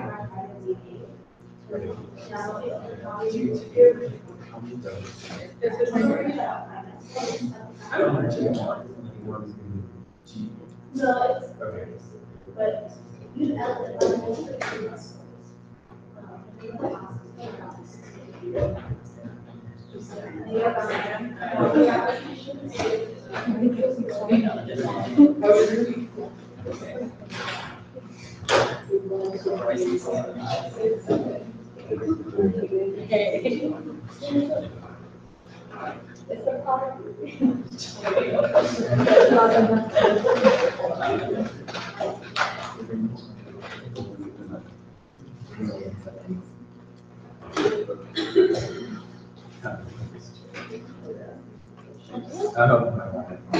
What are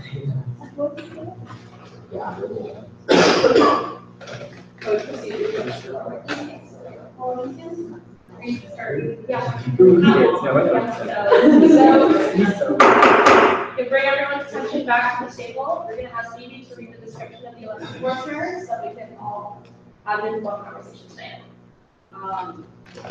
Election board chairperson responsibilities shall include the following duties. One, to be responsible to the USAC for administration of all undergraduate student association elections. In addition to the election board chairperson is accountable for all election board duties and responsibilities.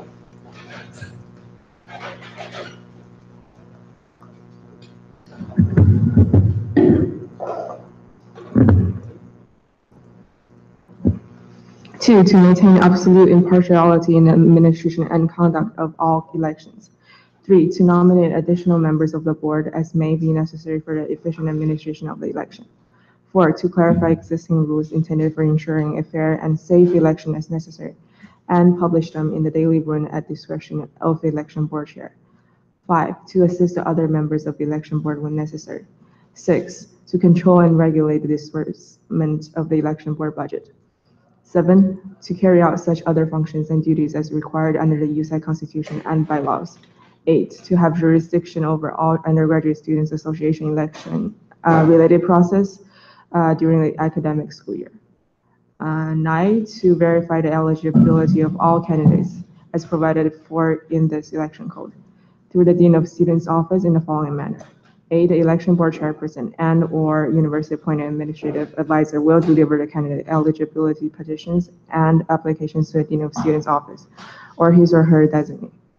The Dean of Students will notify the university-appointed administrative advisor of the results of the candidate eligibility check. C, the university-appointed administrative advisor will notify the election board chairpersons of the results of the candidate eligibility check. B, to report in writing to USAC the results of the candidate eligibility check and recommend the certification of all candidates who have met the eligibility requirement. C, to make a report in writing to USAC and the university-appointed administrative advisor concerning the conduct of elections and to make recommendations and submit drafts for proposed changes in the election code. D, to shall recommend the certification of elected candidates to the USAC prior to the installation of the new council. E, to provide the AICCLA historian with a copy of the final results of the balloting for the historical files. F, to present the election calendar to the USAC. The election calendar shall include 1, deadline for picking up and returning petitions for candidacy. 2, date of campaign orientation meeting. 3, days of on-campus campaigning. 4, campus leaflet days. 5, deadlines for filing expense accounts. 6, dates of voting. 7, polling hours. 8, dates for endorsement hearings and debate. 9, date for mandatory student group endorsement meeting. And 10, date for official registration of slates with the election board if necessary.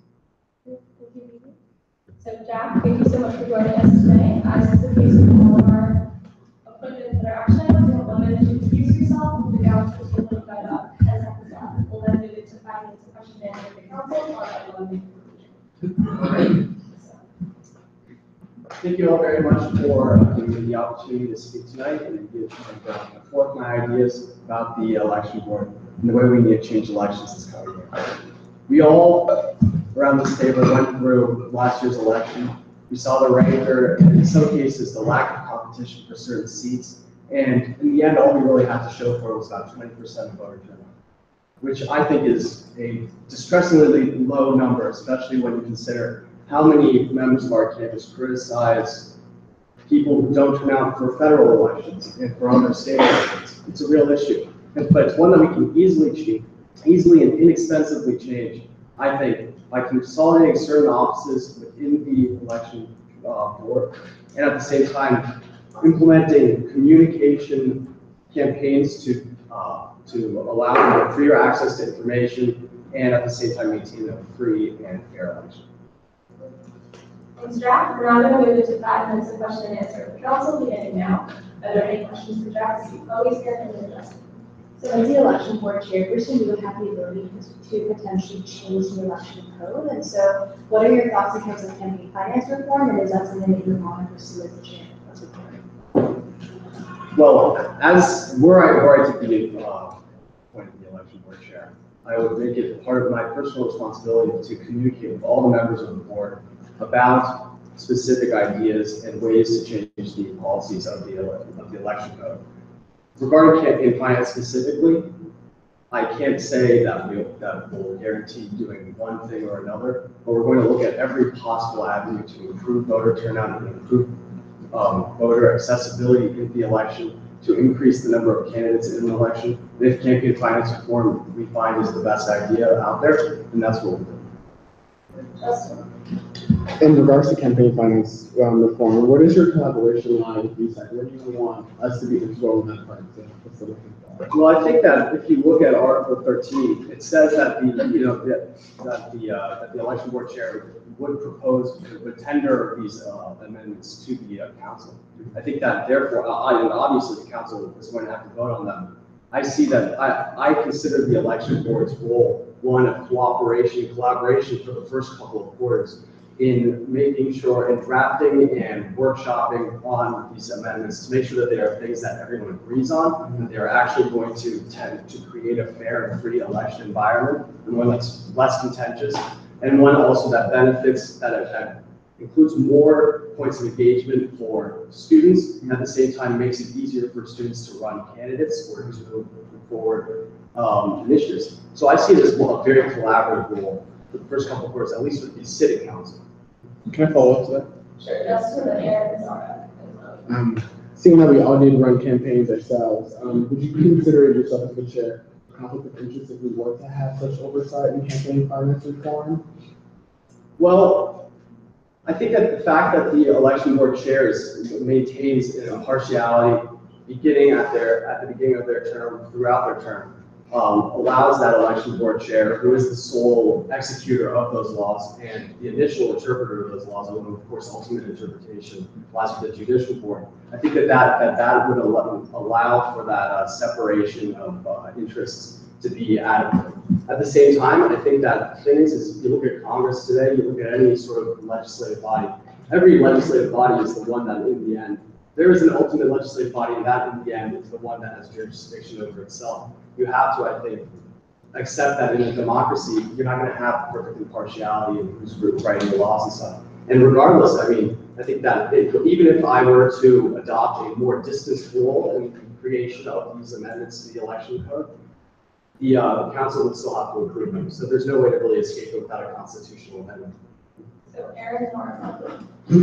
Okay, rather longer question, but you mentioned impartiality. I don't want to beat around the bush. You're a candidate last year, and so as a candidate, you took public positions against other candidates as well as council members. If I could, I just want to give a couple examples. You accused our then incumbent ex-former Vice President Rafi Sands of supporting only politically expedient issues, and you also called him a photo op EVP. You also attacked the spending priorities of CVP in a rather longer video. You also called Chloe Pan your, quote, only qualified opponent. So I'm just wondering, do you still believe these things? And if so, how are you going to be a fair leadership? Thanks for your question, Aaron. I think that human beings are mutable creatures. We change opinions all the time. I welcome always, new ideas and new opinions. I think the thing about the notion of impartiality is that, for example, on the recent Netflix drama The Crown, which is a really interesting look at sort of an impartial constitutional monarch. Impartiality is not an inherent trait. It's a role that one has to step into. In the past, I've taken stances on aspects of on different people, and obviously I ran as a candidate. I think that role as a candidate allowed me to inspect and become familiar with the election code in a way that other election chairs in the past have not. And at the same time, I've taken a summer to reflect. I've been working, I've taken a couple of classes. I've been doing a lot of reading, a lot of deep thinking, and I chose to put myself up for this position. I'm ready to become an impartial chairperson. I was not then even considering the position. And so I understand, of course, why you might have qualms about my past acts and speeches, but they won't be my future ones. They are what I'm speaking about now. So Zara, So every 3 years, I believe, the election board is supposed to go through a thorough review of the election code. So according to that policy, this would be the year for that thorough review. So how do you plan on engaging in that process? I think one of the first things that I've thought about doing is in the first couple of weeks after I'm appointed as vice chair, we're going to set up, first of all, on the election, and once I've got control of the election board website, we'll set up a sort of a Dropbox, an open call for student feedback on the election code. Of course, it's a dense document, and we can't necessarily expect students to go through it and cite, chapter and verse what they would like to have amended. But generally, we'll welcome feedback from students. We'd also like to hold a town hall so that students and stakeholders in the community can come forward and also suggest those and make those suggestions. And we'll also, of course, come to you. And I will welcome the opportunity to meet individually with council members in your offices to discuss possible solutions to different things. I've of course looked it over myself in my role as a candidate, and also now since I began my application. And there are certain, I think, for example, there are certain things like, well, just off the top of my head, social media strictures that at the moment I think have become outdated that need to be updated for the current times. And there are other sort of smaller technological things, typos in the code that need to be updated as well.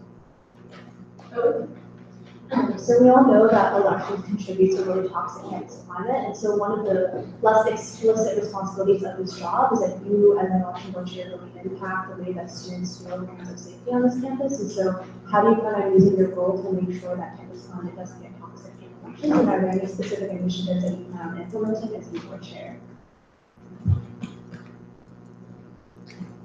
I think that one of the things that we need to do, and this is something that I wrote about in my application, almost immediately, and especially starting the winter quarter, is allow for more entry points for students into a common dialogue about USAC in general, and specifically, of course, the upcoming election.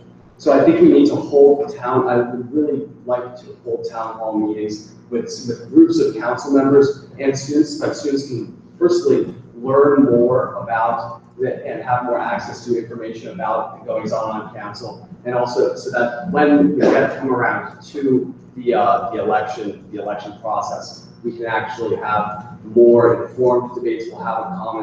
We'll supply a common sort of bed of facts for students to pull from when they debate and discuss things coming into the election. At the same time, I think we have to take a hard look at how the police, for example, the sanctions committee polices social media posts, because as we know, people are a lot meaner on social media than they are in person, and than they would be in somebody's face. So while I don't have a specific policy on or a set of changes that we will go through, we will take a hard look at both social media and also how to build more physical places for people to have constructive dialogues.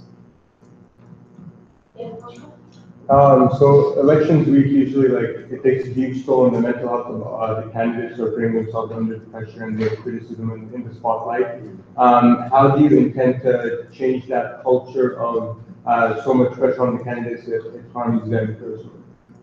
Thanks for your question. Of course, I dealt with the stress of the election week personally. I think that one thing we really have to take a hard look at going forward, especially as the council and whoever becomes the election board chair moves to amend the code, is looking at the different methods of campaigning that we allow, and also how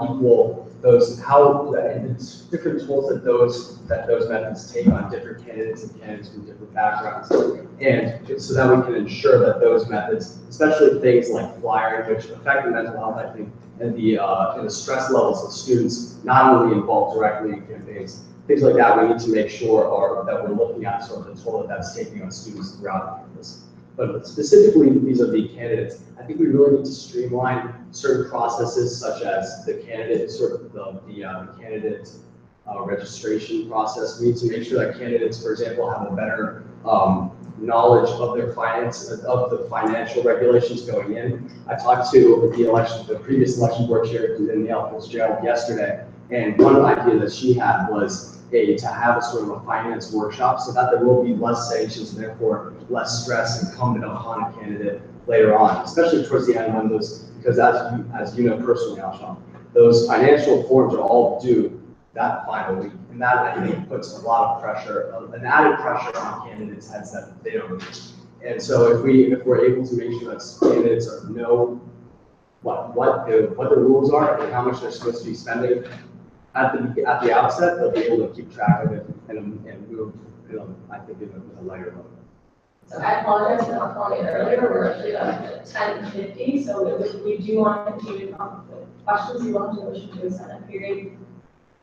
Please take 10 to read too. This is rapid fire, so is there a motion to extend the period? Question answer period, yes, Aaron. Motion to extend the question answer period by 7 minutes. 7 minutes. 7 minutes. That's 7, that's 8. We'll figure out what that is. Is there a second to this motion? Nicole, thank you. We're going to begin the local roll call. Beginning with IDP. Yes. EDP. Yes. Gen 1. Yes. Gen 3. Yes. AAC. Yep. CEC. CAC. Facilities. MSC. Yes. By a vote of 9 to 0 submitted, motion passes. We'll add an additional 7 minutes. I saw Biz hand up and Zara's, and I'll add Aaron and Justin and Chloe. Okay, I have about 6 questions. Can we do one at a time? All, one at a time? Yeah, Around the thing? yes, we can just go around to everyone. Okay, so what's your feeling about the case of Alicia, Brad, and Tanshna versus Grace Manning? Do you believe that there's jurisdiction for past actions of an existing slate to affect their current slate? This election. That's it. Versus- It's a short question. Oh, but I can still ask him just his option or his opinion. Okay. Just be aware that's it. Yeah, I think that, the election board is the sort of the the promulgator of the law, not the interpreter of it. At the same time, I think that going into, when I go in to select a sanctions chairperson, I'll definitely ask them that same question. I think that, as a student of history, one has to consider the precedent and patterns of action when one considers the specific decision regarding a certain law. Nothing happens in a vacuum, and we have to recognize that. So, Dr. Go back to some of the other questions are asked. Zara? So kind of elaborating on the proposed comment about the process nature of elections. So there are 2 major events that election board hosts during elections, or I guess it's before elections week, but it's the meet the candidates as well as endorsements.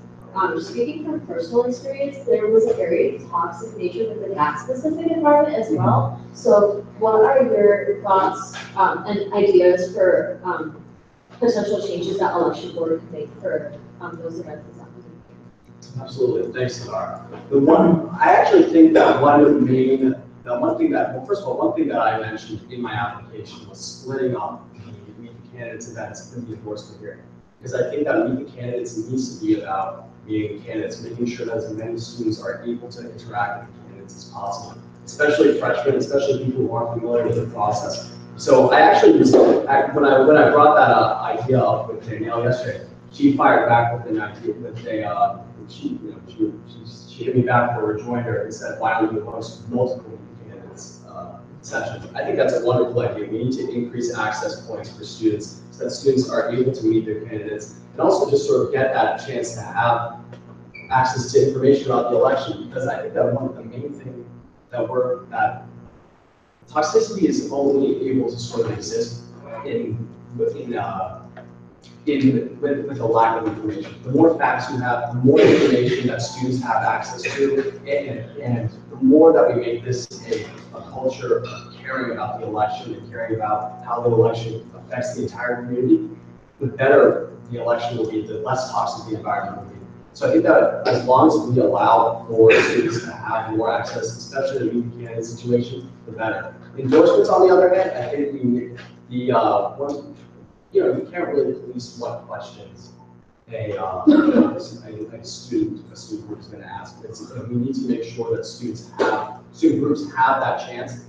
So I think that one thing we're going to work on is reaching out as an election board, especially having our publicity and external relations chair, which we hope to consolidate into one chair. Reach out to student groups so that more student groups can have their own endorsement hearing the way that Indus does. We need to make sure, because I think that student groups really value that chance to ask their own personal questions. And the more, like I said, the more opportunities we have to distribute information to students, the better. So I think it was Aaron, Justin, Chloe, did. I like Zara's question because we have a very adversarial system at our school in terms of elections. And I want to know your opinion in terms of, because in my opinion, I feel like the nastier the elections get, the lower the voter turnout. So I'm just wondering, do you believe that slates and slate politics are detrimental to student involvement in USAC? And the reason I ask is because in the last election, you would always think they had the only truly independent voice in that race. Your campaign manager frequently claimed that you were running for the sake of changing the two-party system. So I'm just wondering, what is that two-party system, and do you have a problem with slates in that context of being detrimental to student involvement in USAC? I don't think that parties are detrimental to any political system. I mean, Aaron, personally, you and I served on the board of the local chapter of the Democratic Party just last year. And I think the thing is that students should have as many opportunities to freely associate. They should have opportunities to run, and slates for some people, provide a voting opportunity to run. I do. So yeah, it's really. So Justin?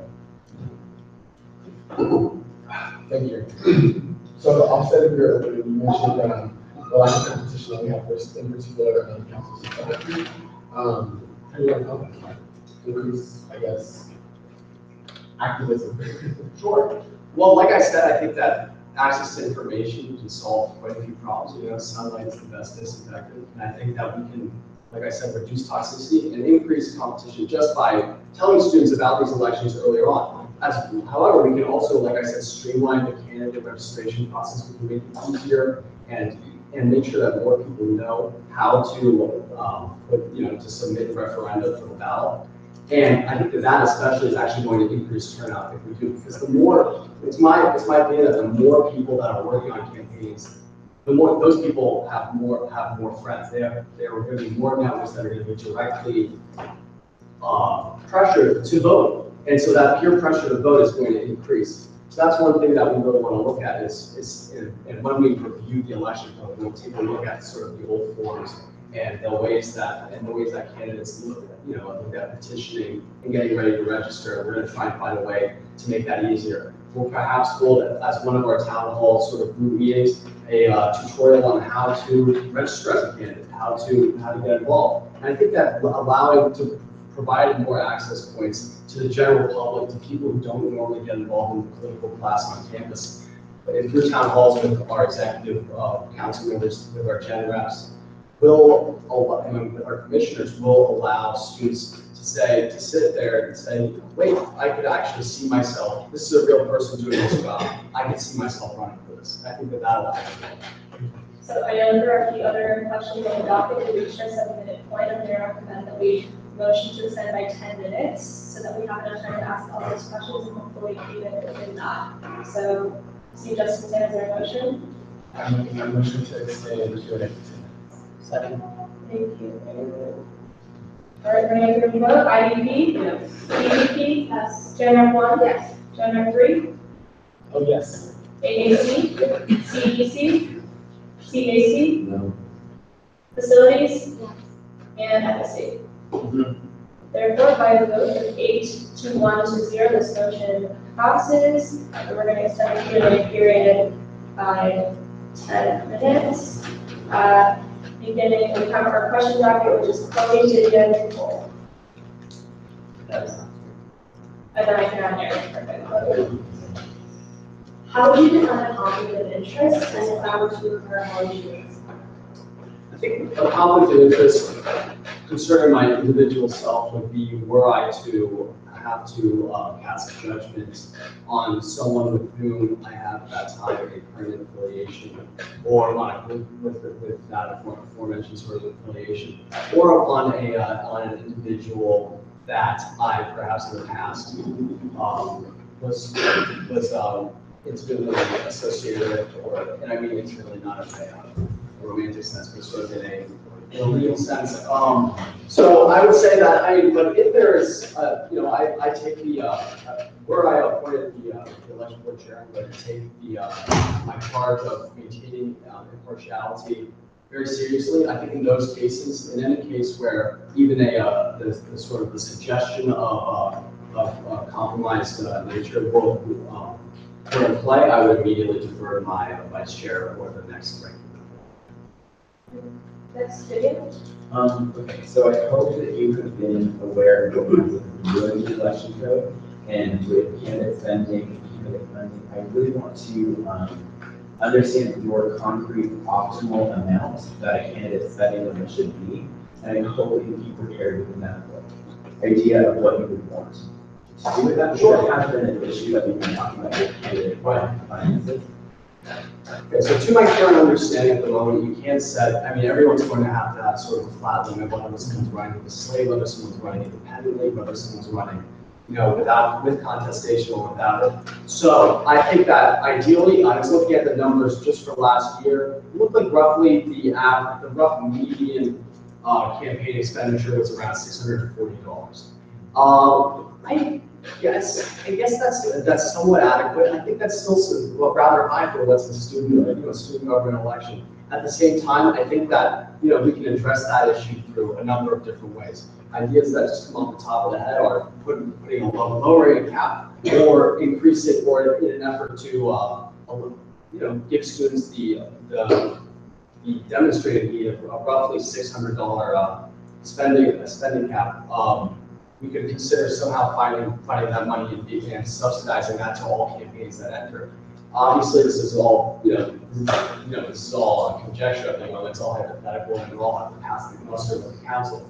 But these are different ideas that we can look at. And the thing is I think as election board chair, it's not necessarily my job to come forward with one idea and stick to that gun forever. If this is going to, like I said earlier, this is going to be a cooperative, amending the election code is going to be a cooperative effort. And so we're going to look to the student body. I more than welcome, suggestions from the council, and we're going to try to find the best possible idea out there to make these elections as accessible as possible to as many people as possible. So I want my ideas from y'all, and we'll find the best possible idea, and we'll run with that. Next question is from Nicole. So my biggest issue with the election last year was the lack of voter turnout, as we all were, it was really low.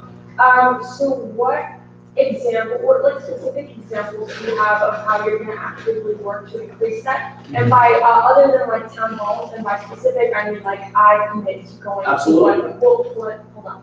I commit to going to like this club weekly or something like that, because it shouldn't just, and I know that like election board chairs don't just start winter or spring, but I think that this is something that is so vital, because again, going back to your point of knowledge and how people don't necessarily know what's going on with USAC or with elections all the time. I think it's just so important that that be one of your primary goals in terms of student engagement. So what are some examples of things, concrete things that you plan on doing?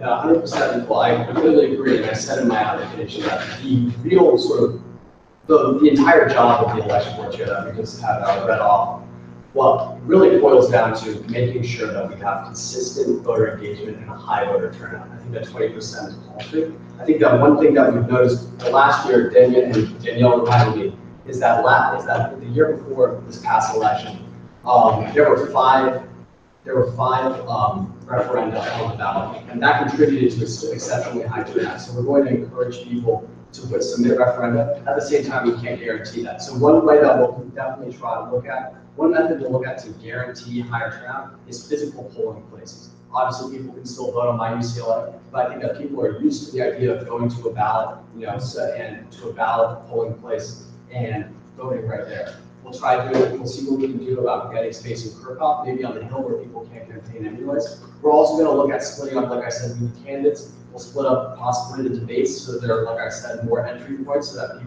there's more publicity. And like I said, we're going to consolidate the external relations and the publicity councils, subcommittees in the election board, so that we have a little more money to work with and create a public relations campaign starting in the winter.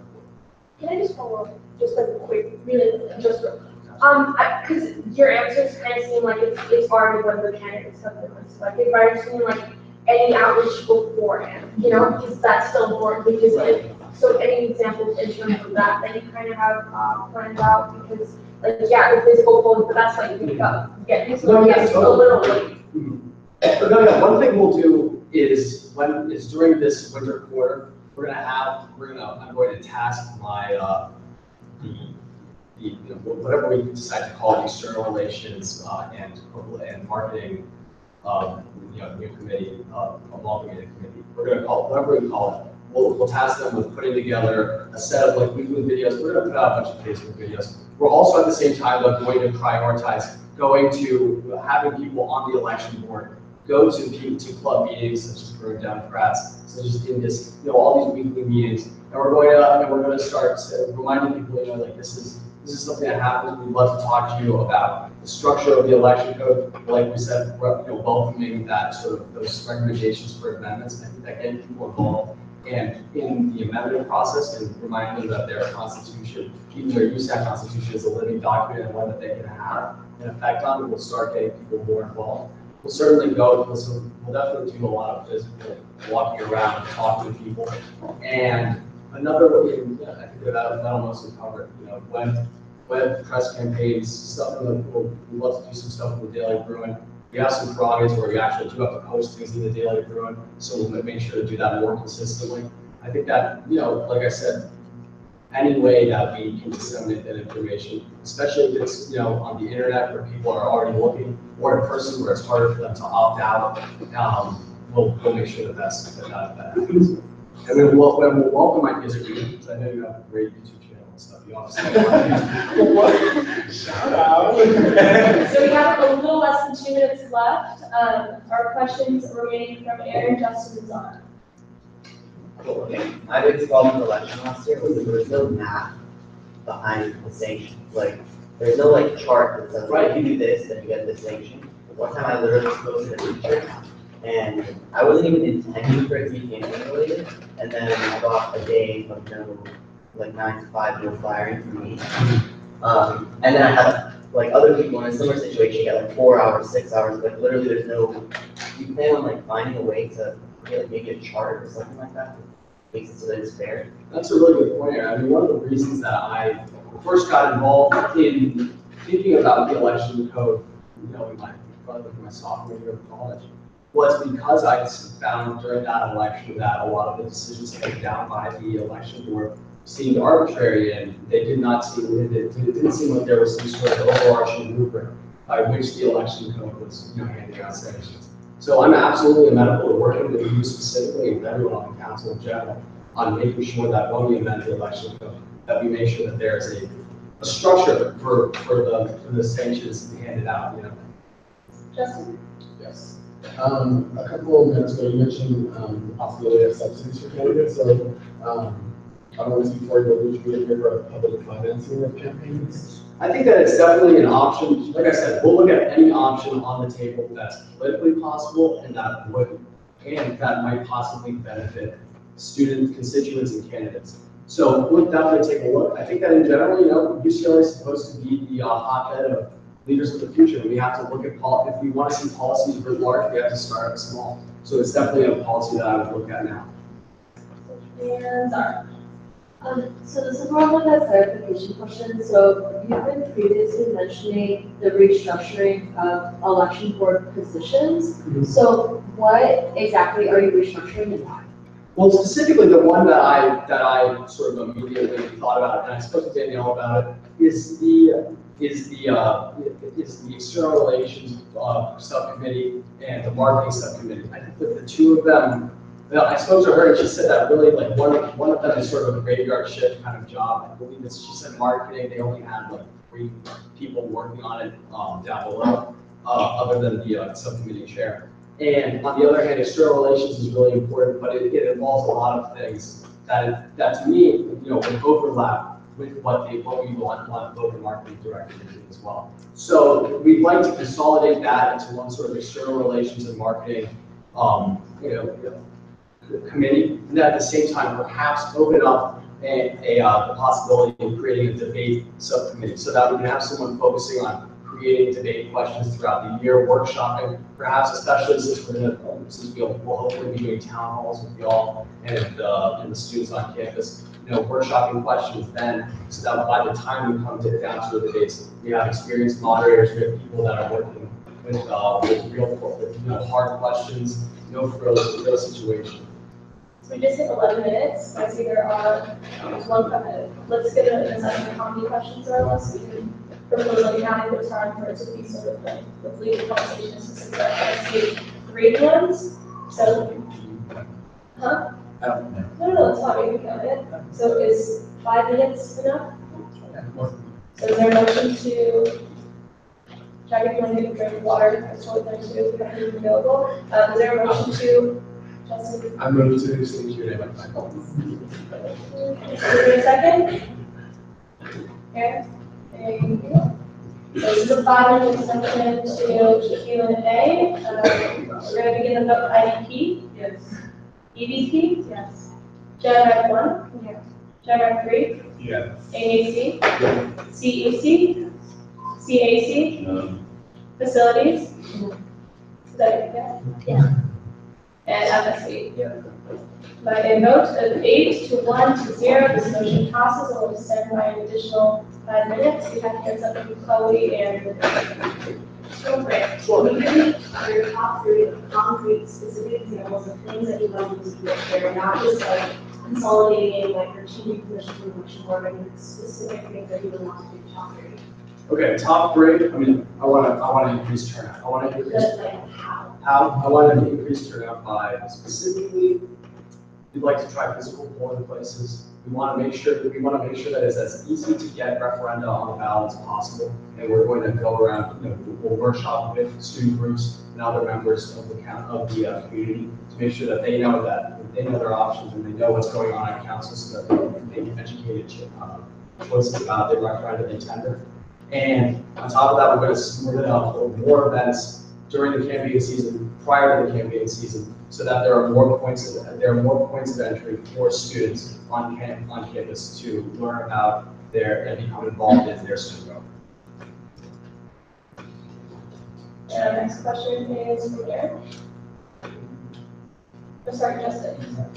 So we all know that campaigning is definitely rooting for those that are trying to also as the election board chair. So just you and the correct ministers, are you prepared to assume that role of election board chair with all that it encompasses? Yeah.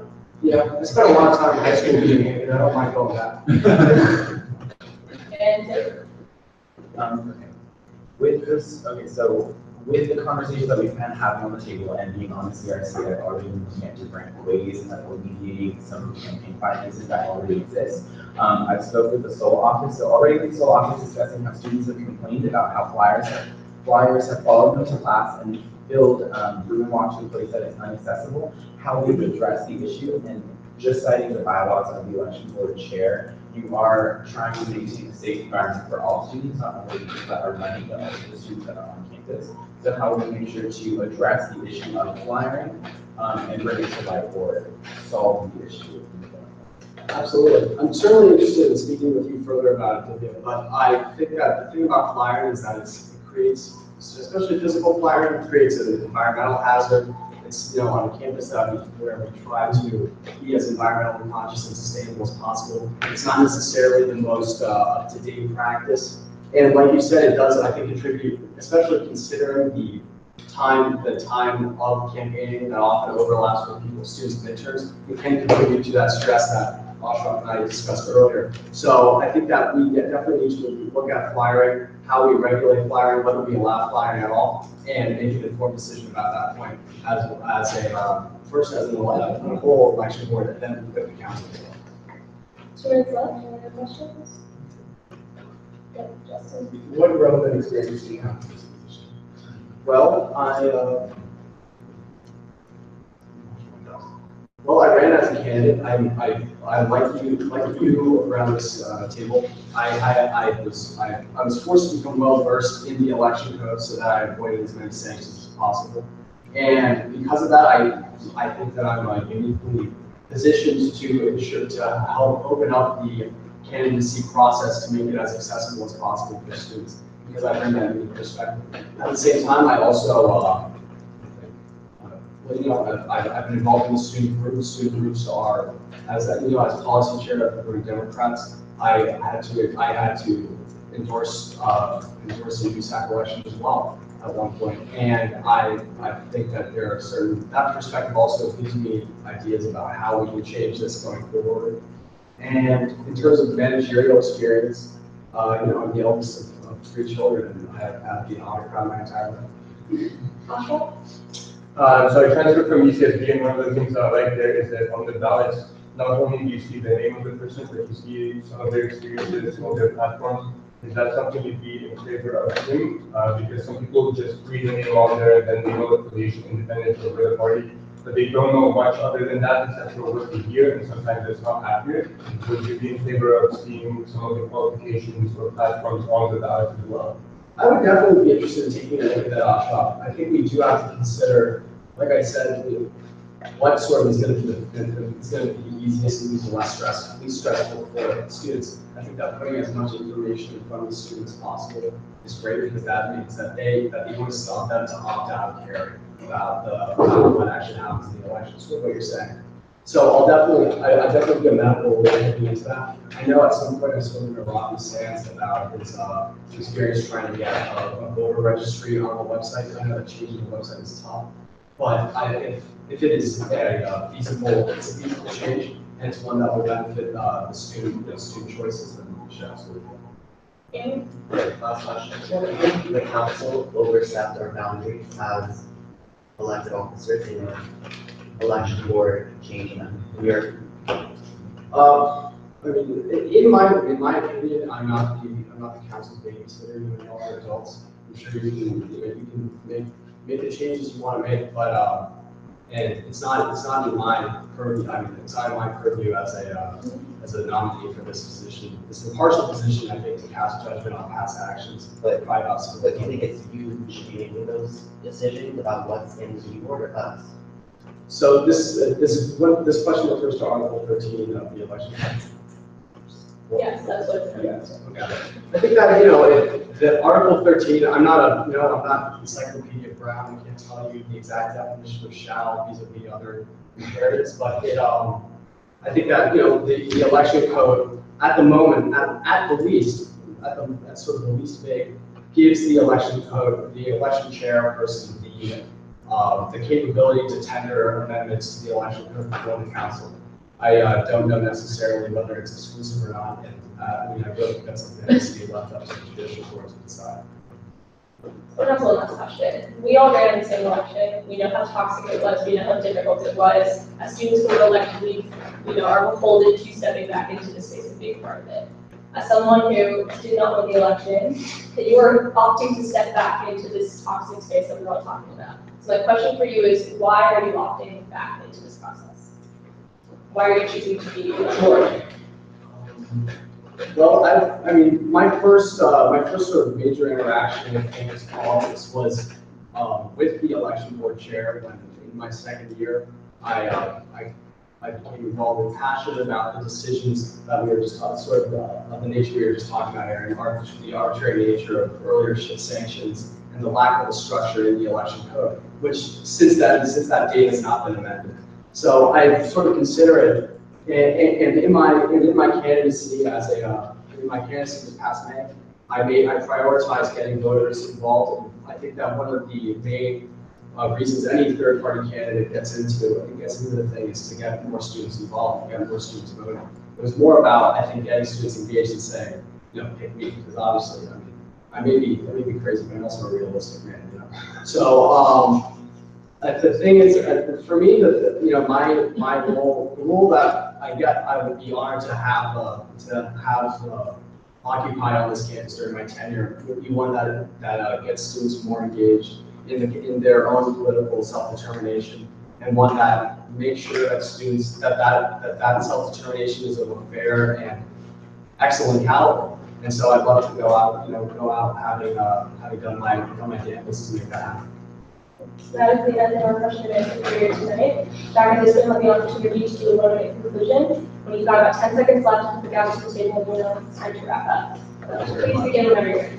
Yeah, thank you again so much for this a lot of your time tonight. I really appreciate it. I know that a lot of people have second wave midterms coming on.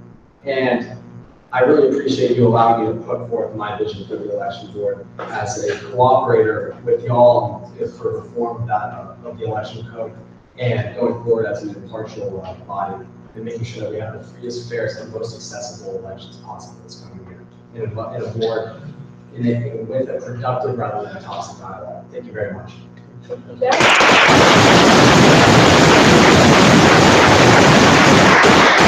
Dr. Bishop, we're going to move to deliberations. You're going to want to stay in the room or step out, whatever you want to do.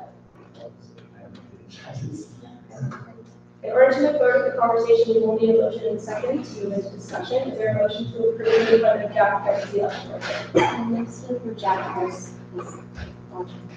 There a second? Thank you, Justin.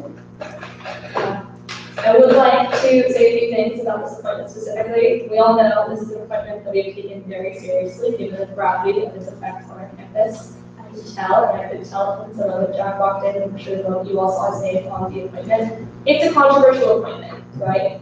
I think that given Jack's experience previously with elections and his involvement with the election specifically, there are reasons to fear that there may be some biases within him. I think Jack has been very forthcoming about recognizing the responsibility of the election board chair to remain impartial. I think his past experiences analyzing and working within the scope of the election board chair, but also as a candidate himself, leads him to have a unique perspective on this particular appointment and implement changes that I think benefit the entire election process, both for those who are directly involved, but also those who choose intentionally to not be directly involved. His vision of incorporating their students more specifically is an important one.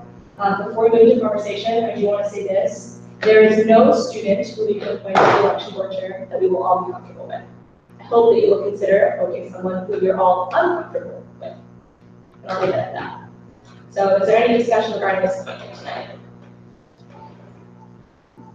Yes, Justin. Yes, so I will start with what I was doing.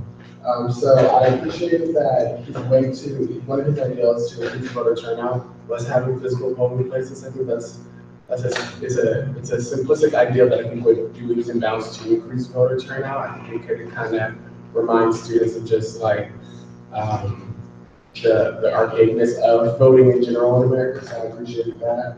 I like that he wants to have events prior to the election season for candidates to be more aware of how to run and how to register town hall. That was pretty awesome. Town halls aren't the most effective way to go about that, but I appreciate the effort to do that. One thing that I found concerning to me was the eagerness to encourage more referendums, because more referendums increase student fees. So maybe there should be a balance there. Referendums do bring in a lot of poll attention because they are adding student fees. So there could definitely be a balance there. Also, I like the non-party of consolidating offices. I'll save money for election board, which I think is just always great. And when he was talking about impartiality, I like that he did mention that impartiality is something that you have to step in. It's not just inherent to a democracy. So, and he also had a very good answer to the question I asked about subsidies and public financing, because that topic kind of rubbed me the wrong way, but I appreciate his answer. Yeah. I really like his answer about sanctions because I feel like that's something that's very arbitrary, so that is on top of that. But I feel like some of his other answers, like he's sort of dodged the question. Even so, I feel like he's probably the most passionate candidate for this position that we're ever gonna find because he ran the last election. Yeah. I don't know, like, if you all spoke to other candidates who ran, but like, no one wants to get back involved. It's not a thing, like, you know. So I mean, like, I think he's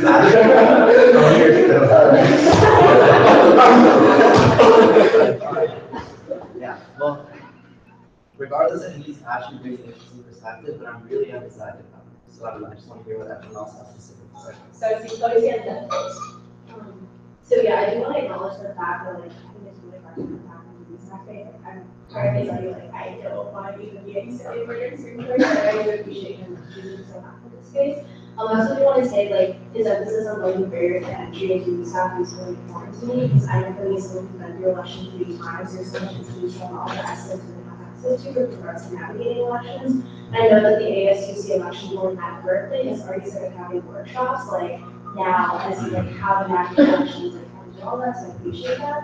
I did have a question, I'm really hoping to answer, I'm just curious, how many applications you got for the election board this year, if you would mention. I can't tell you the exact numbers, I also don't want to disclose, but I will say that the reason why it took so long is there were 2 contenders, so we wanted to vet thoroughly, and that involved vetting their campus affiliations and engagements with election previously, and it also involved vetting and hearing the perspectives of past election board members and election board chairs. And it's important for me to state that there was a strong recommendation for Jack's appointment from this neutral body that has, you know, been charged with serving as a neutral body, and that was something that I and my voting strategists took very seriously. Yeah, Nicole did it.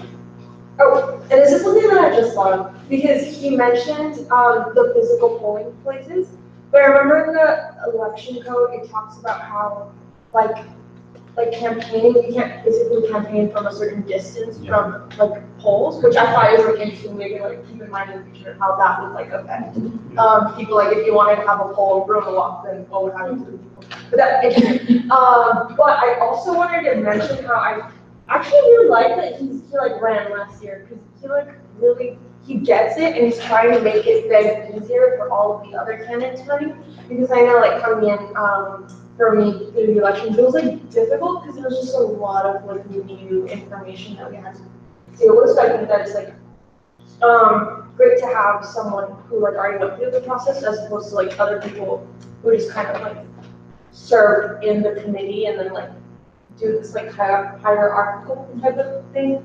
Also, I really like, I thought his all of his responses were very open and like realistic, and so he didn't like I kind of wish he would have had like strong stances on certain things, but I think that his openness and willingness to get like feedback from students, as well as his like propositions have like, I don't know if there's like a feedback box or something like that to request certain amendments that students might want for the election code before the chair actually came to propose. I thought that was like a very innovative sort of thing to bring out. I don't know, I like, I'll just leave it at that.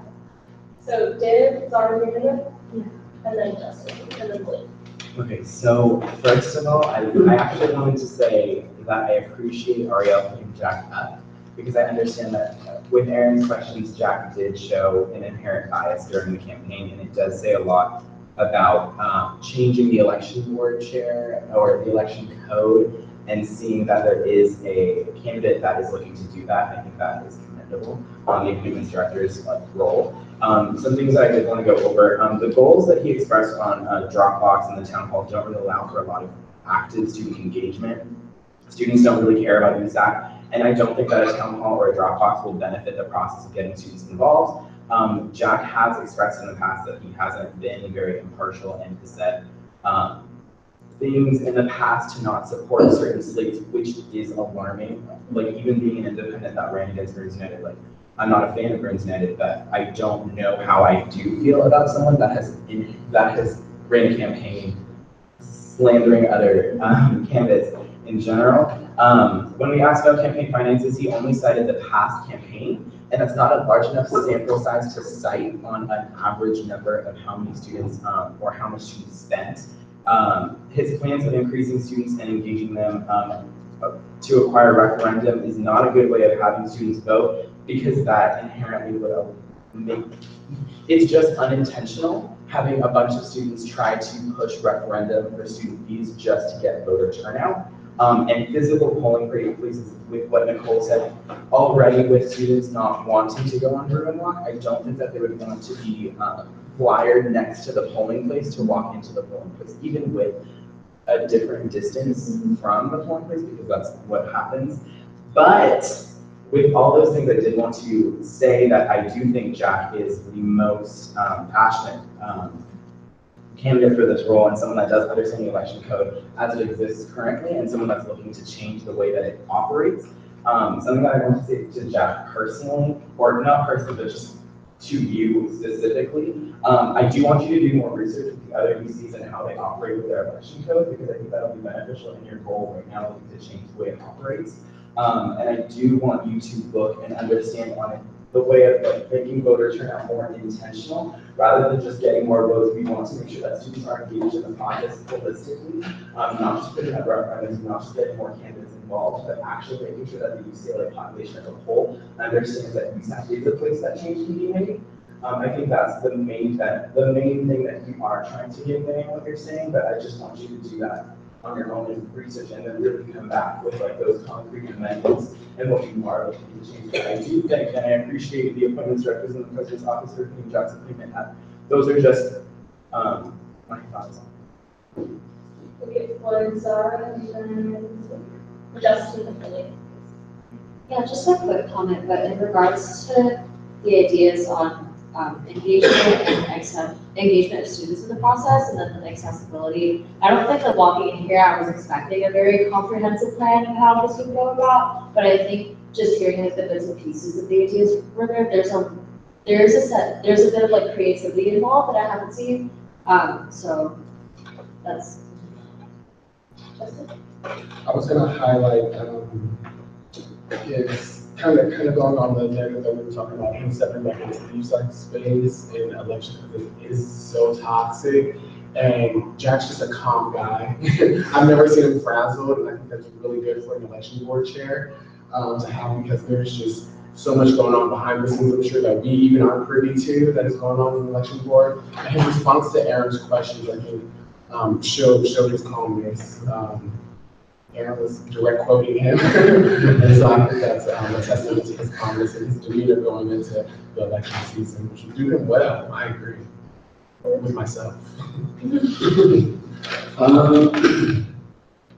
And even when I saw this, like, I don't know, I honestly really applaud reflecting on just like the decisions that we make and like things that we have power to vote on and everything, and like just this position in particular, and also just like having our committee that is like filled with members of council seems like really weird to me, because we're voting for people and we could all, what we're saying, and all hypothetically running in next year.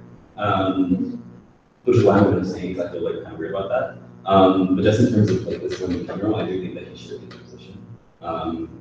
I just think that one, just like how he handled just the intensity of the questions. Like, this was the first time I've ever seen that one, heard that many questions, or have experienced that long of a Q&A. It was very fascinating.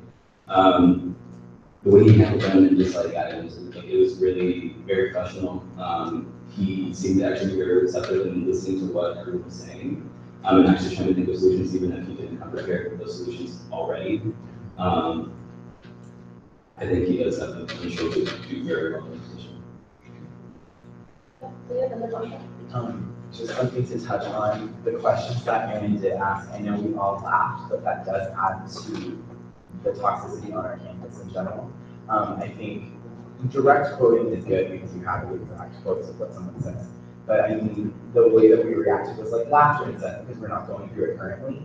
I just wanted us all to think about like, if those comments were said like to one of us or something, like we wouldn't have reflected in a laugh. You would have been on Facebook and like replying to them. So just think about that, like in that toxicity and that space when we do have these conversations with election board, because yes, those questions are funny, yes, direct quotes are like a good time to like bring something out of someone, but at the end of the day, we need to be a little bit responsible with like the way that we ask questions and the way that we talk about toxicity, but then ask a toxic question like that, regardless of if it's direct quote or not. Nothing against Aaron, but just the way that we operate in general is something that we need to think about. The way that we ask questions. Yeah, or the way that we interpret questions when they're not actually in the present. Thank you. Yeah, I just want to say that I really admire how receptive Jack was to the ideas we were putting forward. I mean, this is one individual, he's facing around 14 people here, and they're all throwing ideas at him, asking for his opinion, and him being able to think about these, but also understand that his job is not to just make these decisions, but also communicate with his board and come to a consensus as to what is the best way to operate the entire election was very commendable. The two things that I would really encourage him to, if confirmed, to really take on are the campaign finance, which is to subsidize some of the election or like the election costs for some of the candidates, because I know that was a huge barrier for me to run. And so I think taking that on will encourage some of the students that are often underrepresented in our council to run and eventually, you know, become council members on USAC. And then the second thing is if we can have the experience and platforms on the actual page of the elections, I think that would help students directly have access to objective knowledge that they can base their votes on, as opposed to the subjectivity that occurs with just the whirlwind of emotions that happen during elections. Any other discussion around this paper?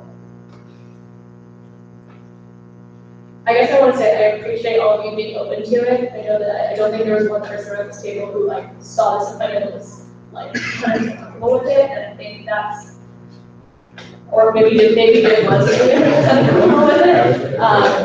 And I appreciate you all having an open mind and thinking critically about it.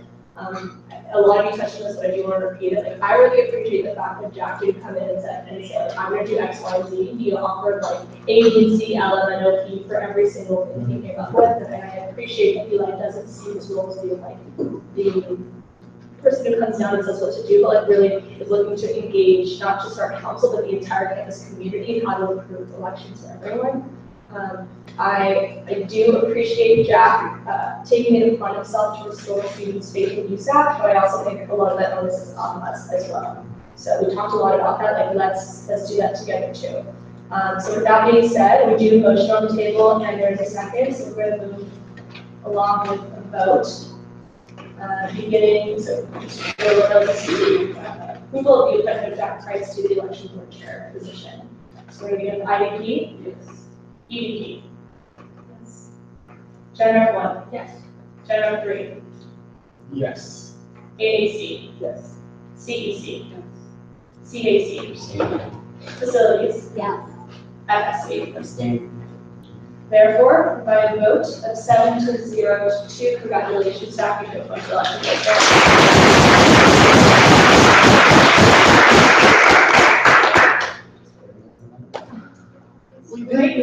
So we got clear election board chair. So just for the sake of time check is 9:29. We're going to move ahead with officer member reports. I'll start with the office of the president. I want to give a quick shout out to the Grid Resource Center and Intergroup Relations for facilitating the really powerful dialogue about the Me Too campaign. I know they're looking to plan further dialogue about DACA and gun enforcement. So if anyone's interested in those things, please reach out to the DOC, IPR. Really proud to be part of the Westwood Forward Coalition. I want to thank Zara and Chloe and everyone else for their work in that. Again, if you're interested in joining that coalition, please let us know. I had the privilege of attending the Mexican American Legal Defense Educational Fund Gala last week, where they honored artist Barbara Carrasco, Secretary of State Alex Padilla, and the Honorable Patricia Madrid. If you haven't heard of all that, they're one of the leading organizations fighting for civil rights of Mexican Americans, all immigrants in this country. I definitely encourage you to look out what they're doing. It's a fantastic organization. I attended a Congressman Liu's town hall on Veterans Day on Friday with the student leaders of the Student Veterans Association. We're looking to host a similar town hall on campus to allow student veterans to share their experiences and their stories about campus youth. If anyone's interested in being part of that effort, please let me know. Proud to have joined a coalition of over 50 student body presidents from across the country, and I had a call coming from the students at the University of Virginia in Charlottesville. For those who don't know, they held a town hall on their campus on Sunday, whereby they read a statement that was shared with student body presidents across the country. We all read and shared this statement at the same time to show solidarity to the community, but as a reminder that even 3 months after Charlottesville, we're all committed to continuing to fight against what becomes the anti-Semitism, anti-Blackness, and all suppression on our campuses and our country. If you haven't yet had the opportunity to read that, I encourage you to do so. It's on our Office of the President page. Want to remind you all that the application for our UCLA undergraduate position on the System-Wide Talent Alliance Student Advisory Board applications are open. Please share this application widely. Just to remind you, there's a selection committee that will oversee that application. It's a student majority board, but this is ultimately to serve as the UCLA liaison, undergraduate liaison to and from the system-wide Title IX office. It's an inaugural office, and it's important that we get great student representation up there to ensure that the student advisory board continues to exist in the future. Lastly, I know this is something that Jim is going to talk about during his officer report. But I did want to go on the record with this. I did brought to my attention that there's some issues regarding our minutes, and they're being published on our website. There are numerous minutes that are either not there or aren't accurate. There's specifically one set of minutes that I want to specifically address with regard to October 3rd. They're reflected in those minutes is a statement which was inaccurate.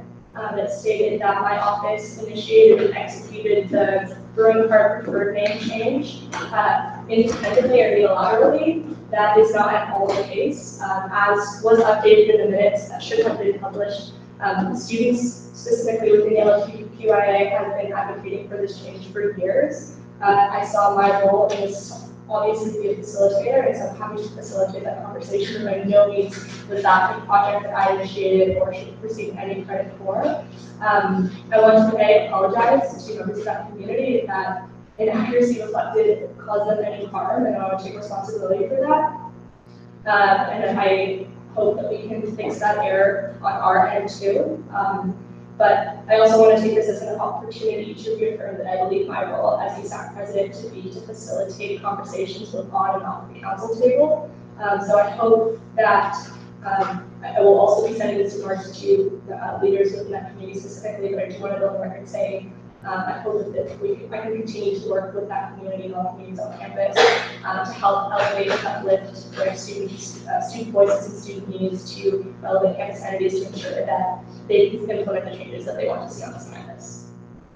So, thank you. Any questions?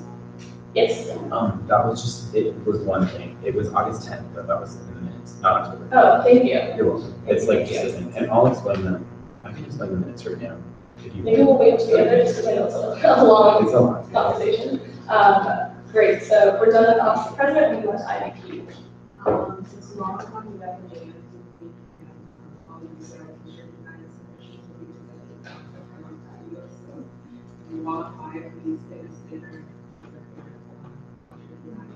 that will be the teacher 2017 year. And so the friends study hall comes in, see interact with our model. And also it's time to reserve for next course and so watch out for those the lottery office, second office, and in the office. So this will be 2 sides of us. And my office will also be like make sure that all of us know this. Any questions for you? With the t-shirts, are there going to be actual t-shirts? No, I think it's Display? a very oh, it's too big. It's the convention. Do you know when like the dates for like when those emails will be sent out? I know I sent an email about a form to management or to participate in the lottery, but when like we actually reservoir? Like your specific lottery company? Yeah, they physically come. So like make sure you. Yeah, I don't know exactly, but I can definitely ask them to update you all. So this is to, like, we have to re-enter a lottery again to reserve a room, it's not, we didn't like reserve them for a year. We already reserved for 2 hours in this room, but we want 4 rooms to have other rooms in our hall. Additional rooms. Yeah. But like our set meeting times for whichever one. Yeah, it's already set. Okay, so this is for just like Additional, yeah. additional meetings or just like events? Even meetings and matters, events you can look at it. Oh, okay. Yeah, if you all have meetings that are not in this room, you do have to go quarterly. So if you use a room in Akron or you use a room on the lower level per house, that is just normal lotteries, so just be aware that you will have to kind of take your, you have office meetings on any of those spaces. This room in particular is doesn't have the same rules because it's mainly reserved for USAC functions. So that's why if you are meeting here, you are able to extend for the whole year, but other rooms is first come, first basis. Right, I know that's questions for you, moving on to ED. Well, I have 4 things.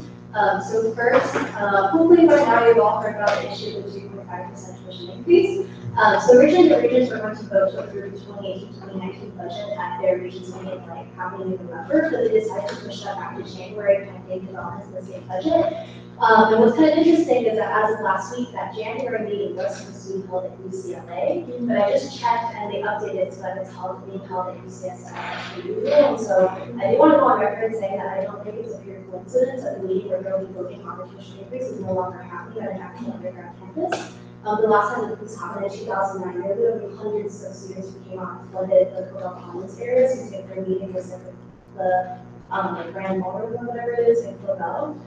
So I'm fairly certain that we did this to make sure that students weren't trying out. But we'll see there, so I'll keep you updated in terms of transportation and all of that. And then the next thing is that so this past Saturday, we took the time to adjust the 500 postcards that we were able to get from the Day of Action. So we sent them to folks who sit on subcommittees from the 2 of the Senate and Assembly who oversee education financing. So we'll be getting a couple hundred postcards that are going to tell student stories about financial aid and positive things and all of that.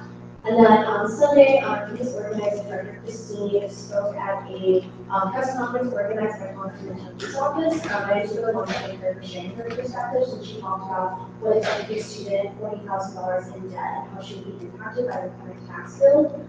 And that issue is like really very special in that school, so I just want to acknowledge that. The videos on our Facebook page if you want to check it out. And then lastly, this week is National Hunger and Homelessness Awareness Week, so all the UC UP offices are coordinating some sort of action around that. So our Full Baking Friday this Friday will be focused on like that issue of homelessness and partnering with the different campus works about that. Any questions for Chloe? Thank you. Moving on to AAC. Okay, so bear with me. Academic Equity had their Global Citizenship Dinner Dialogue yesterday, partnered with the Dashi Center and the International Student Coalition for International Education Week. We will be having our What is Smart campaign, a day to rethink intelligence during week 9. We will be having different students writing on light bulbs about what they think smart is. It's not a number or a GPA. It's so much more than that. Snacks will be provided on Room Walk, and we're partnering with SWC for that. The diversity requirement oversight will be dissolving or petitioning to dissolve an ad hoc committee on the diversity requirement. This specific committee was formed to allow the cross-listing of courses that are not specific or that are not even part of the Ethnic Studies Department or Gender Studies Department. We've met with the police lieutenant and we'll be holding a town hall with the Ethnic Studies Department professors and the Undercommon scholars this January. We are also working with the Undercommon scholars to be creating a class list for the Justice minor offered through the Ethnic Studies Department. With academic policy, we have already met and we're creating a template for the 12-unit first pass for students in the spring. We have a list of professors that have signed on agreeing to the 12-unit first pass. Currently it's 10 units, so what we're doing is we're trying to add 2 more units to the first pass so students can get more of the classes that they need for their specific major. Within the STEM majors, there are a lot of issues affecting the waitlist. What we're doing is there's a lot of things affecting waitlist caps. So in many social sciences courses, we see that professors add students from the waitlist after week 2, but in many STEM majors, professors also have signed on to allowing more students to be added to the waitlist, therefore allowing more student opportunities to be enrolled in the classes.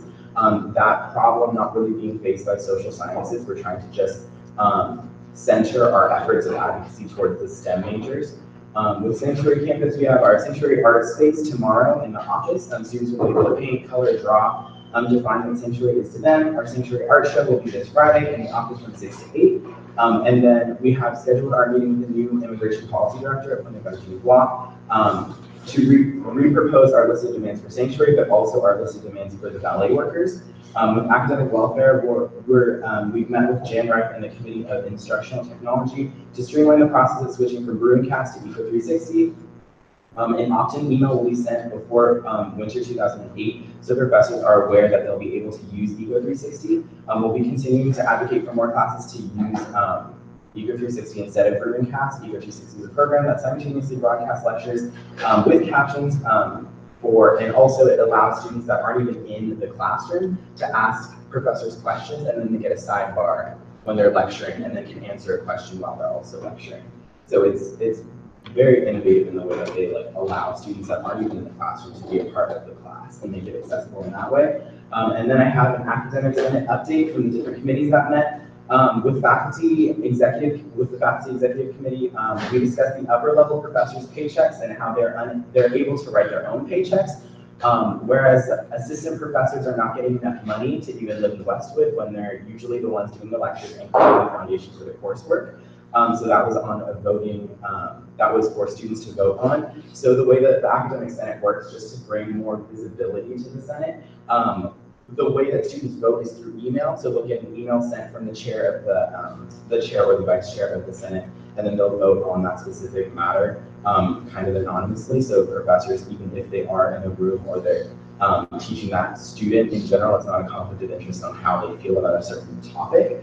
With the GE Governance Committee, they discussed new GEs that will encompass more diversity courses on campus. One of the ones that were passed was Afro-Am 1 and Chicanic Studies 1. Academic freedom discussed the ideas on how freedom of speech affects students and professors on campus.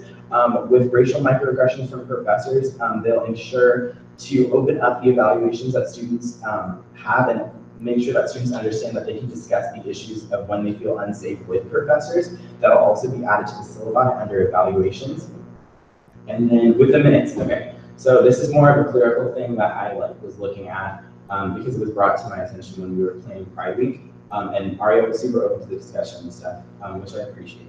But so the minutes, The discussion on the minutes, including a long period of time that we were unable to approve certain edits to the minutes, so we were either striking them or we didn't have quorum to amend them, or approve them. So currently on the USAC website, we don't have all the minutes accurately represented.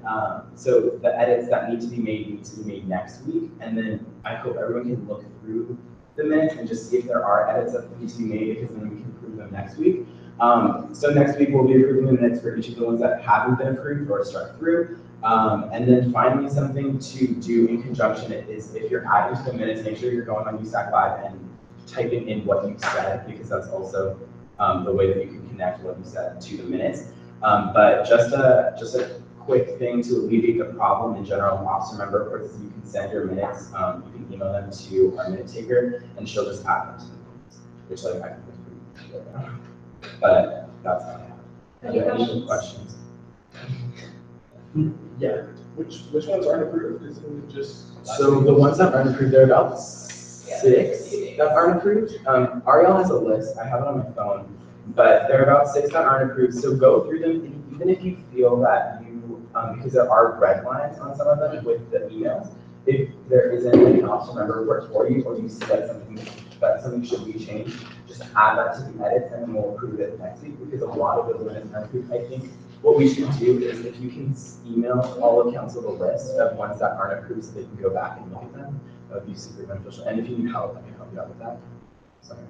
Yeah, so this is about something pretty specific that your office can probably help with. So recently with, I'm sure you've heard about like the LS series and then the physics series changing. So with the physics 6 series, so this quarter would be the last time to take physics 6C, because after that they will be offering the course.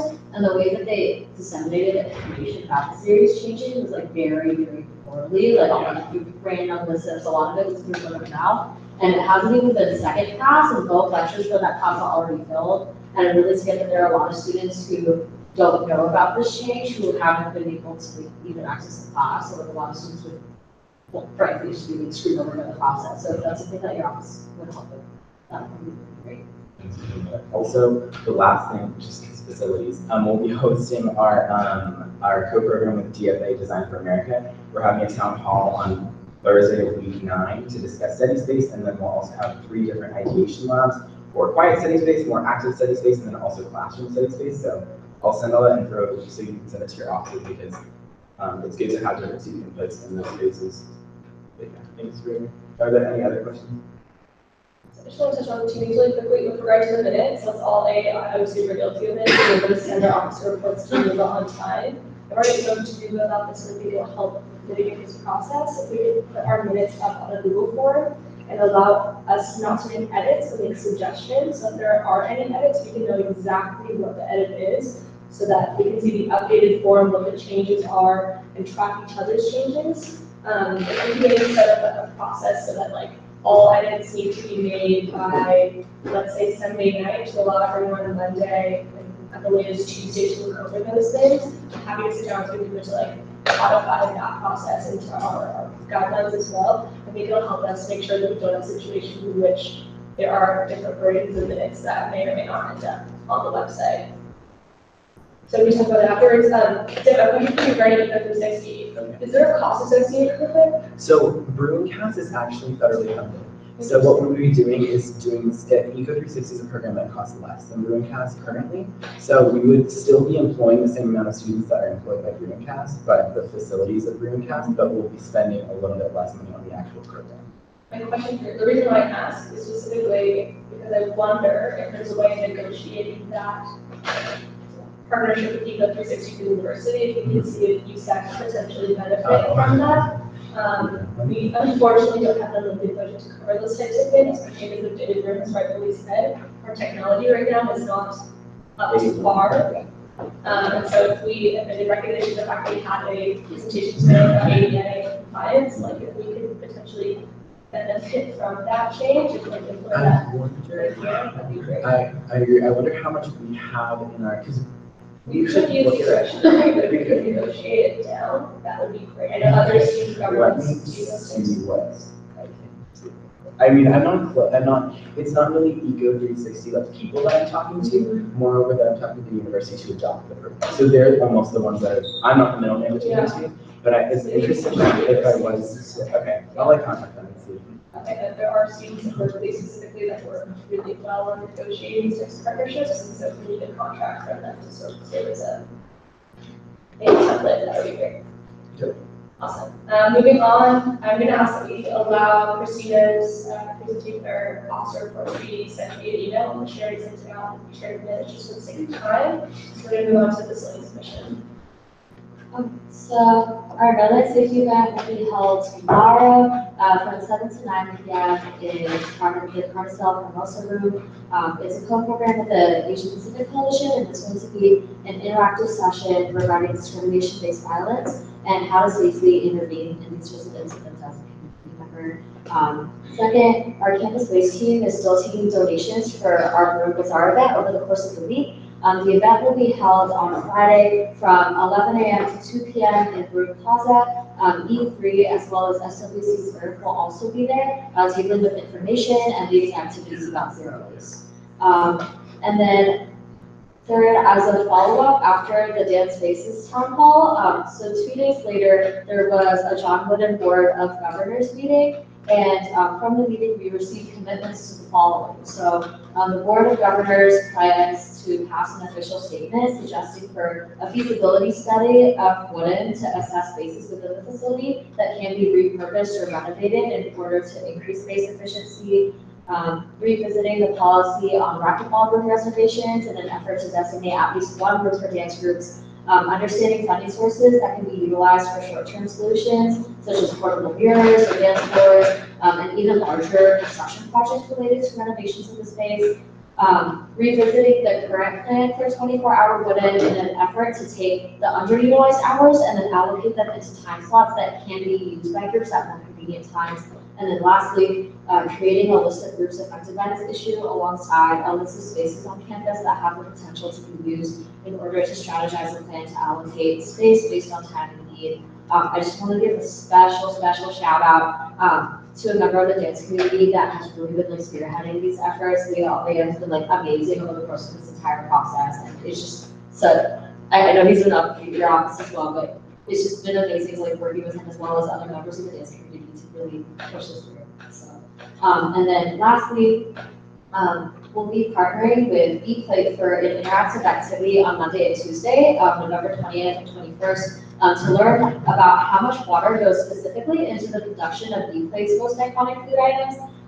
So just raising awareness about the entire process from irrigation to transportation and upkeep. The food does make up like a staggering portion of our water footprint, so just like raising awareness of that process for students through a little interactive activity. Yeah, that's it. Any questions for Zara? And it would be awesome if you could share those updates regarding the commitments that the university made. I would say on Facebook, it would be possible for us to like update our resolution online. So we always talk about how our resolution is going to become these statements, right? And therefore, by seeing a resolution and this university commitment, even if it's just a link to a Google form that has those things. That way we can hold ourselves accountable to what we committed to and also hold the university accountable to what they committed to. Okay, maybe we can work with the webmasters to update that too. Sounds good. Moving on to FSC. Okay, so first, the affordability committee in my office tabled last week on Kirkhoff patio to share information with students about Pell grants. And in that role, they wrote an op-ed that I believe was in yesterday's Daily Bruin on this topic. So I encourage everyone to check that out. It basically encourages students to get involved in the fight to defend these two forms of financial aid.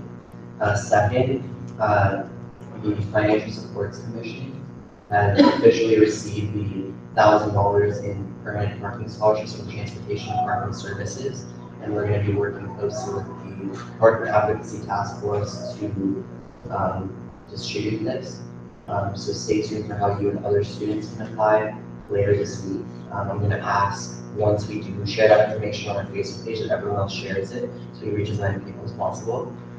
Nicole smiling because I said probably to share everything. But that's fine. Yeah. Okay, and then lastly, our community rep workshop is coming up in 2 weeks on November 30th, and I hope to see you all there. Any questions for Eric? Thank you. Moving on to Gen 2. So this week is International Education Week.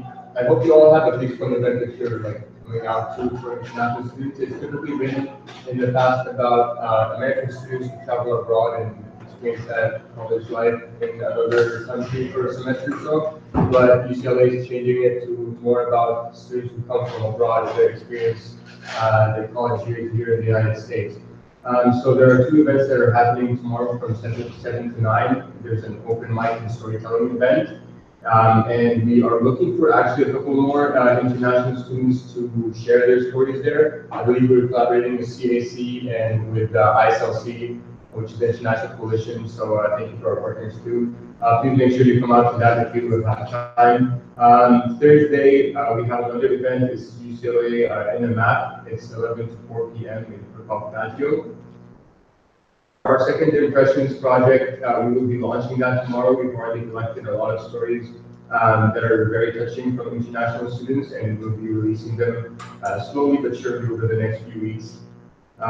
We finished the application for the Recognition Rise platform that Kayla has, and we are in the process of making a few revisions, but we will start advertising to different campus organizations.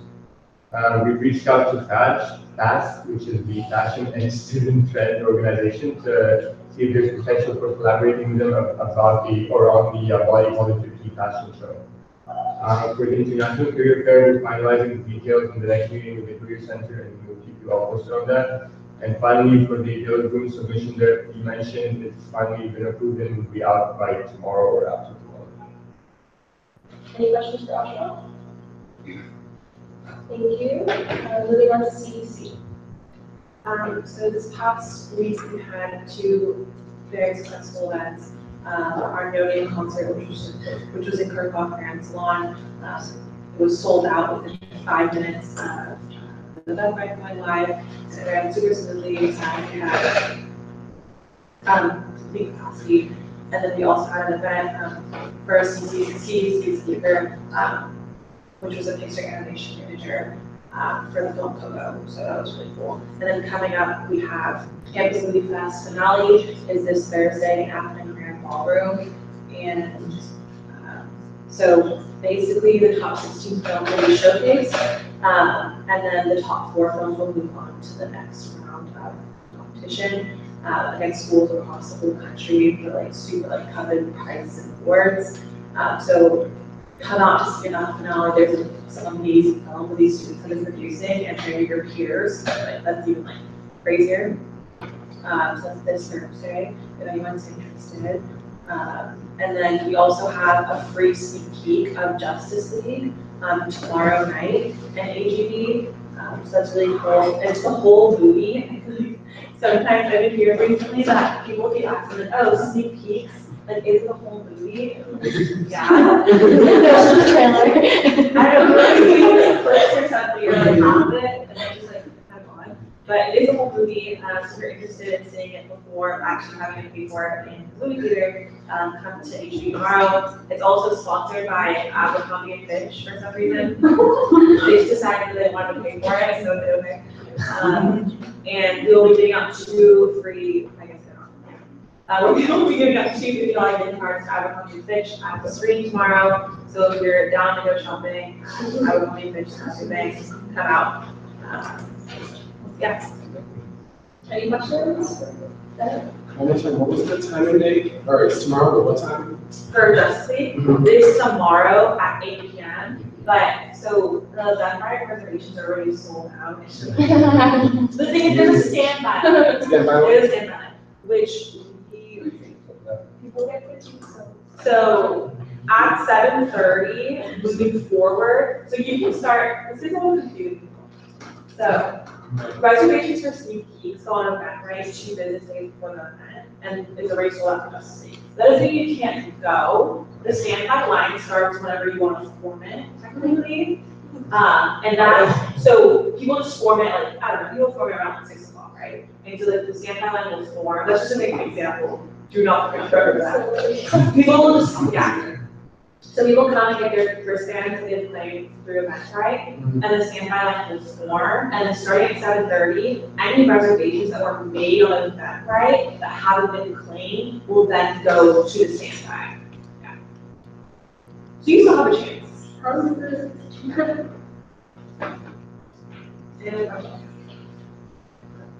I just think like CEC events are so cool. Like shout out to you and your commission. This is just like so. Yeah. Thank you, Meta. Moving on to our administrative reps tonight. James, do you have any updates for us? I do not. Dr. Evans? And Jessica? Thank you. That's the end of our officer member reports for tonight. Moving on to funding allocations, beginning with contingency. Sure. There were a total of 60 applications for last week. 2 of them were from USAC offices, one of them being my office, and the other one budgetary directors. Total requested was $8,674.77, and the total recommended was $5,072. 72. Any questions for Pratik? There are no questions, we'll now need a motion to approve the contingency fund allocation of $5,072 to USAC and non-USAC offices. Yes, Justin. I'm going to allocate the $5,072 for contingency to USAC and non-USAC entities. Thank you. Is there a second? Thank you, Zara. We're going to do our local roll call, beginning with IVP. Yes. EVP? Yes. Gen 1? Yes. Gen 3? Yes. AAC? Yep. CEC? CAC? Yes. Facilities? Yes. And FSD? Yes. By a vote of 9 to 0 to 0, the spending allocation has been approved. We do not just use wellness program tonight, so we're going to skip over that and move on to the travel grant committee fund for days. We have 1, 2, 3, 4 for the travel grant committee fund. It's, if you scroll all the way down, it's designated at 4 and 5. And the total is,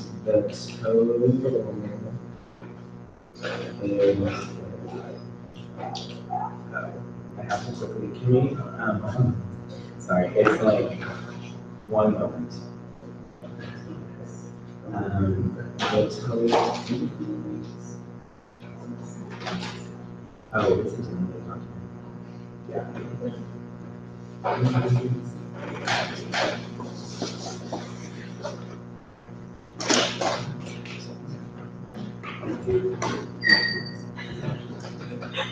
Okay. It's, the amount allocated is $2,402, and I'll go through each of the things that people applied for. It was the Los Angeles Mentorship Program for Transportation, Space Fall Field Trip for Transportation, UCI LMSA/SNMA, 16th Annual Free Hub Conference, Embracing Diversity, Strength Through Unity Conference, and then the American Geological Union Fall Field. And actually, I would also like to say that for this quarter, the travel grant fund is exhausted. So if you do have any winter events or any of the folks you know have any winter events that they need to travel to, apply starting July 5th. July. Or July, January. July. Thanks. So this is a consent item tonight, so is there any opposition to the allocation of this fund? Seeing none, the allocation is approved by consent. We're now moving on to old business. This bylaw change has been on our docket for quite a few weeks now, and so I know everyone's had the opportunity to review it.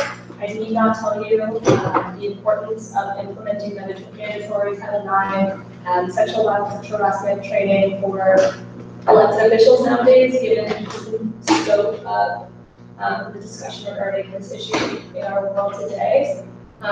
This really, for me, stemmed from the fact that we had a fantastic presentation by Dr. Gunn at our USAC retreat. I actually didn't know that we were responsible employees until that exact presentation. So I think it's important, A, that our bylaws reflect the fact that we are responsible employees and understand what that means. And in order to fully do so, it's important that we have this mandatory training. I know that CRC discusses file change and has some recommendations, so rather than talk too much now, recognition of the fact that it's 10:03, I'm gonna allow this recommendations to be made now. I think one recommendation that we had was usually when, there's something like hard for like the entire council to do, a lot of times it doesn't get done, so making it the responsibility of like a specific office or something like that to be able to implement that every year. So I believe what we discussed was making it the responsibility of the interim vice president to ensure that all students, all members of the council do fulfill the training. Does that sound good to, I'll come to you otherwise, make sure we do change by change, so we're all on the same page. Does that sound like a fair change to this proposed ballot change? Yes, yes, Aaron. So what does that mean? Like, what happens if 5 council members don't? Like, what can that do? I think the most powerful tool we have at our disposal right now is public opinion, right? So if those council members choose to forego their responsibility to do so, I think that they can choose to make that apparent at our meetings, and if they choose to go to the daily road to express that those students have full responsibilities, that's to the discretion of the vice president and those council members. Yeah. And so we're having to do this training after they already received their position in office? Yes. Is it possible to do it like before they can like officially take place, like everyone has to complete this training? So I agree with you, I understand where the concern is coming from. My only worry is that when we had our USAC retreat, we couldn't get full attendance there. So the reason why I originally proposed week 3 was to allow for some wiggle room in recognition of the fact that your students with responsibilities. So if you would prefer that training be done by the end of week 10 of spring quarter of the quarter that they're elected, that is, I'm entirely open to that. If that seems more fair, I just think that we should allow for the fact that there may be reasons why students can't be present at the mandatory, and so if they therefore, I think we can also stipulate too, and I would be open to stipulating that it is the responsibility of the internal vice president to organize at least one council-wide training, and then if council members can't attend that one, it's on them.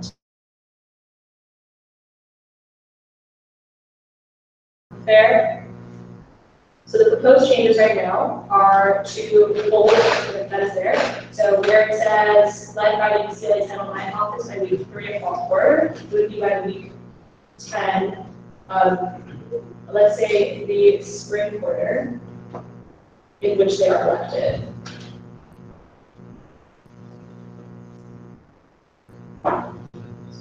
Great, yes, Dr. Miller.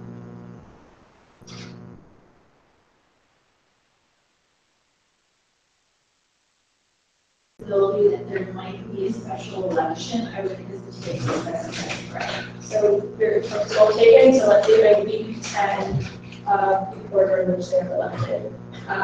The only situation I can imagine will arise that, for example, if whatever reason there's an election in week 10, I think at that point it's to the discretion of the council. They may then choose to suspend the bylaws, but let's not stipulate for that right now.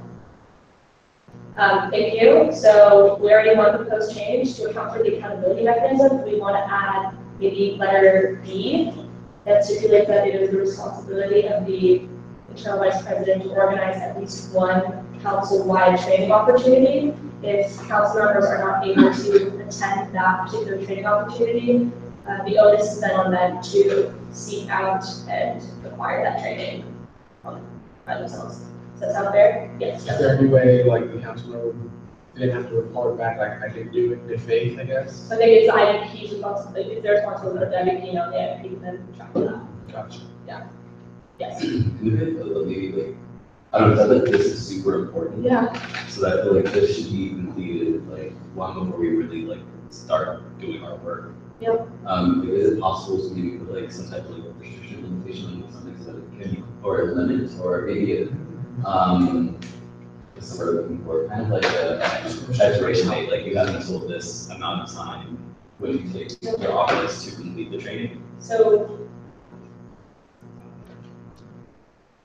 yeah, I think so. Like when you're like an employee of the university, for example, like you have to say, you get emails that like are, it's like an online module that does your like sexual harassment training or like your cyberbullying training, and there is an expiration date on those trainings and they expire. And I mean, I don't know because I've never like done it past the deadline, but I'm not really sure how that would work in terms of like what happens when you pass the deadline. So I know those are time sensitive, and how do you draft an email that is? I think it's a hold in your. Yeah. So, that we have at our disposal is our stipends, right? So we could stipulate that the student's ability to receive their stipend is contingent upon their ability to fulfill this training requirement. It could be similar to like how much your stipend would be reduced if you like don't attend. Yeah. Okay, so do you want this language to that? So, B, so I don't know if we can type it up there, just to kind of see right.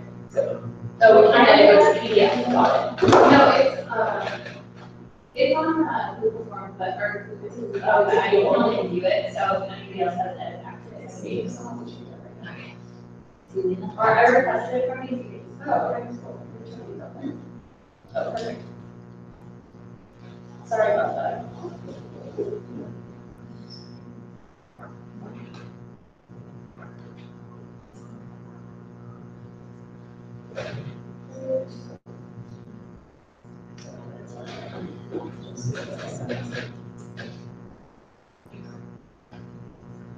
Let me know that they got to do. And you're using your answers to the notice? Yes.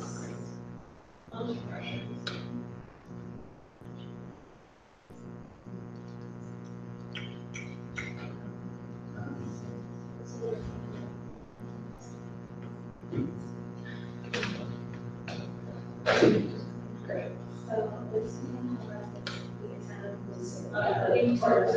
Yes.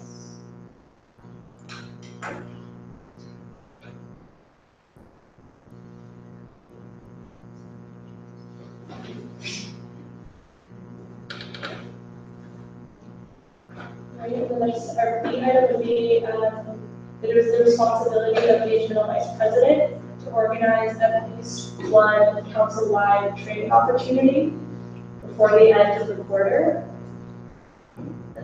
Period. If any council member is unable to attend that training period, it is incumbent upon them to schedule and undergo their own training opportunity. And with that being said, there are numerous bodies that have already expressed interest in conducting these trainings. We've already spoken to the Teledyne office, to Group Consent Coalition, to CARE office. They're all interested bodies that are willing and able to do these trainings. So it allows student council members flexibility in seeking the training that is most right for them too. So we have that accountability plan. Do we want to add the stipulation that if the council member is unable to meet this requirement, what do we want to say? They will be ineligible of receiving their stipend for that quarter or for that month. I think it's only complete the. Okay. Until the training months. Okay. Before we add that, so the way that ineligibility works, which is what we're like talking about, is I'll just cite one of the things in the USAC bylaws right now. Any student found ineligible according to the requirement section B, which we can just use as X, shall be notified by the president of their ineligibility. The student shall be automatically removed from office if the administrator. And that would be like remove stipend, and like that way there's a mechanism of allowing the student to know, like there needs to be a mechanism of allowing a student to know that their stipend is being removed, and like so it's the communication between the IVP and the president to make sure that the student is notified, and then the last thing after that is the student is responsible for maintaining awareness of their own eligibility. So I think that should be added as well. The student should be aware of whether they're doing the trainings or not, because it's on them at that point. But I just wanted to add that as a mechanism of understanding, because it's easy to be like, oh, I went to the training, or like, oh, it's much more concrete if we make sure that bodies that are supposed to keep us accountable are understood through the bylaws, and making sure that they can withhold the funds and they will be notified by the president of their ineligibility to the funds. That's a really good point. In the same way that for the appointments, I think the IVP is responsible for keeping the tally which appointments are and aren't filled. maybe we can stipulate, like, as an addendum to the IEP point, that the IEP shall keep, or should, no more shall, should keep a running list of all council members' completion of the training, and will notify them that if they are unable to fulfill that training by the aforementioned deadline, they will be ineligible to receive their stipend. How does that sound? Great. So if the IEP should bring us all council members who have completed the training. If a council member is unable to what's the word I'm looking for? To undergo said training by the aforementioned date, the IEP will notify them that they are ineligible of receiving their stipend.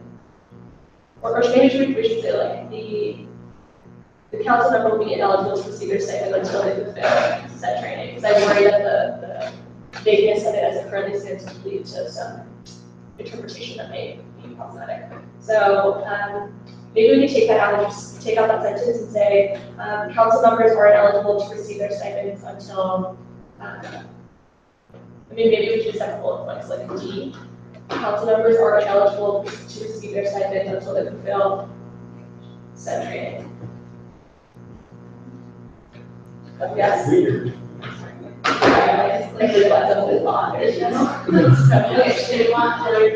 Yes. And then council members are ineligible to receive their stipend until they fulfill this training requirement. Thank you, Jessica. Are there any other changes that we'd like to propose to say for that? Yeah, Karen. Just a minor thing, it says of order elected, what you say, of the quarter that council members. Or is it? The quarter in which they are elected.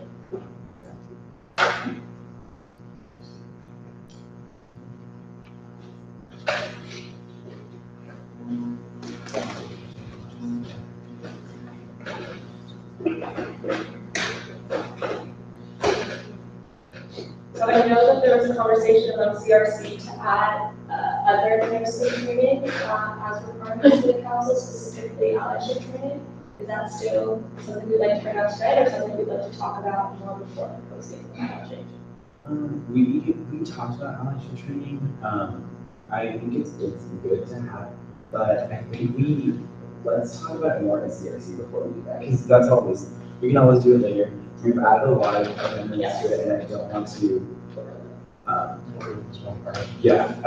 think this is important the way it stands, and then we can come back and revisit it as CRC, because like we didn't really come up with wording on it, and I think that we need to be intentional on where we place it too. Because you can't just say allyship training and like what's training, I guess. I can make a recommendation to CRC, specifically regarding placement.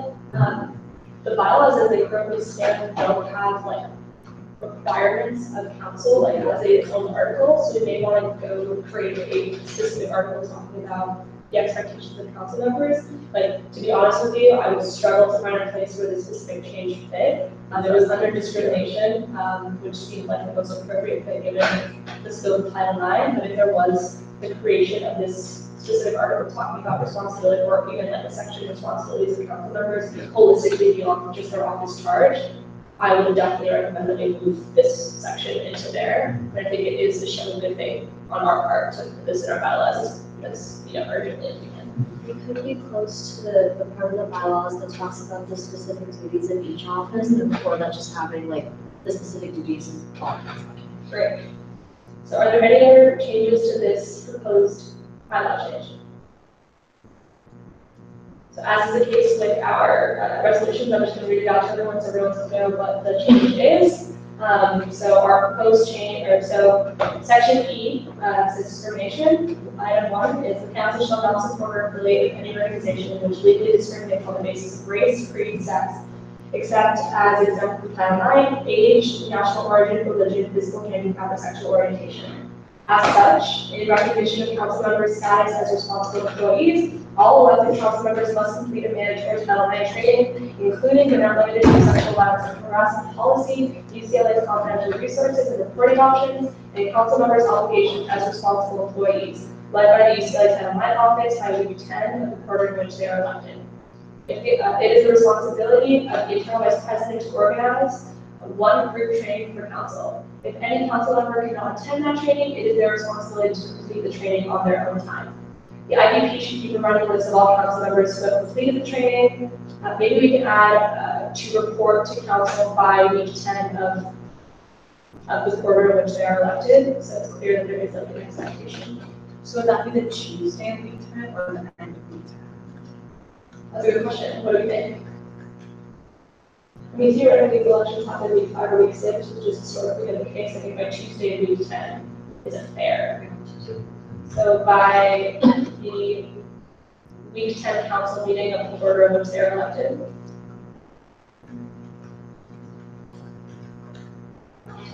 Yes, I agree.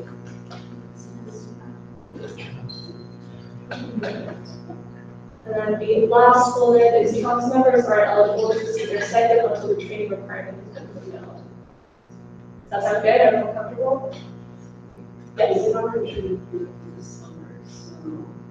So maybe this will encourage IDPs to have the training before the summer, which may be to the benefit of the entire council too. Yeah, Jessica.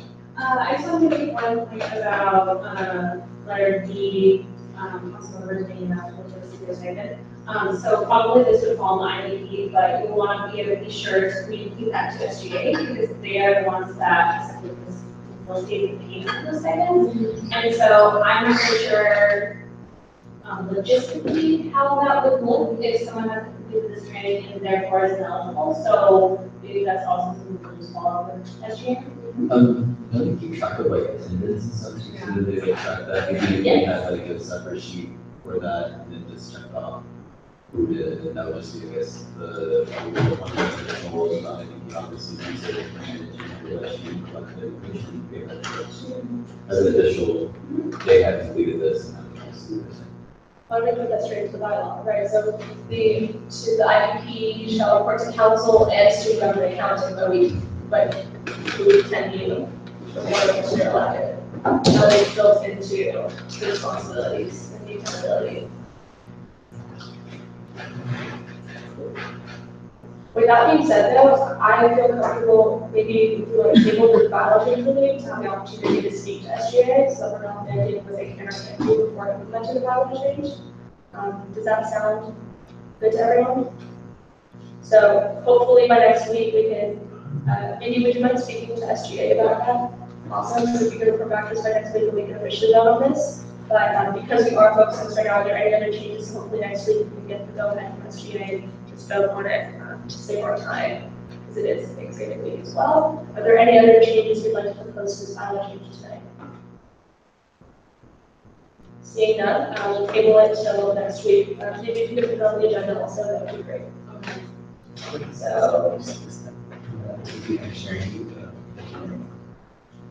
So moving along, we have our new business. The item is the amendments to the academic success referendum fund, AC. So Vivi has the form right now. The only thing that we're changing is, and if Ario can help me out because I don't have anything in front of me. We're changing the USA. Oh, should I give editing access to anyone that needs editing access? Maybe give you that so she can have it presented. Can you share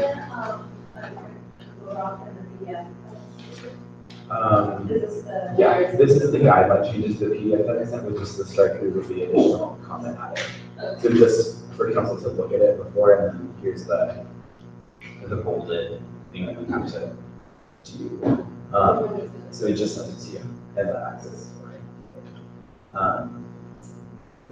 Should I go over the change? Okay. So the only change that we're making is instead of the USA president appointing the academic affairs planning board chair, it'll be the academic affairs commissioner. And then the other change that we're making is that the Academic Affairs Commissioner will select one student from the Academic Affairs Commission to be appointed to this board, and then the president will appoint another student from the general student population to be appointed to the board. So in essence, the president is retaining its two appointments to the board, but it's relinquishing the chair's appointment in a trade-off with a general student member to the board. So those are the only changes that we're making to it. Well, I just want to make sure that the changes that were said are reflected in the document. So. Is it possible to realize more? So we have current affairs board chair.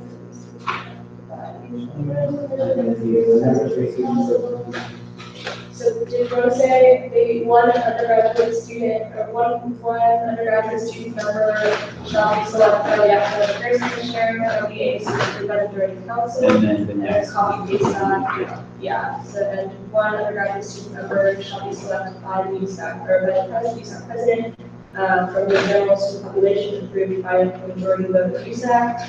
And then for the sake of all your knowledge, one of the members of the Academic Affairs Study Board is supposed to come from council. I would like to fill that seat as soon as possible. If anyone's interested in serving as that council member, on that table, please let me know ASAP. And if there's looking to make allocations very soon. Are you interested? Oh, no, I'm not interested. Oh, I heard this stuff, but what is USAC? Like a majority vote of USAC, what is? I just want to make sure. So we still are petition board, but currently the way that we have set precedence is it's 14 members. Okay. So the USAC means 14 members, voting members is 13. Okay. Yeah. But I mean, yeah. Well. I don't anticipate that I don't. will be controversial. It's not bad. It's like any other. It's just, yeah. So, okay, let me go over the things again, just so we all are clear. The Academic Affairs Funding Board Chair shall be an undergraduate student who is selected by the USAC Academic Affairs Commissioner and approved by a majority of council, a majority vote of the Undergraduate Student Association Council. The undergraduate student member from the Academic Affairs Commission shall be selected by the Academic Affairs Commissioner from the AAC and approved by a majority vote of USAC. The undergraduate student member from the general student body shall be selected by the USA president and approved by a majority vote of USAC. One member of the Undergraduate Student Association Council, I'm going to put in parentheses, is selected by the USA president during a USAC meeting and approved by a majority vote of USAC. The budget review director shall serve by virtue of his or her title.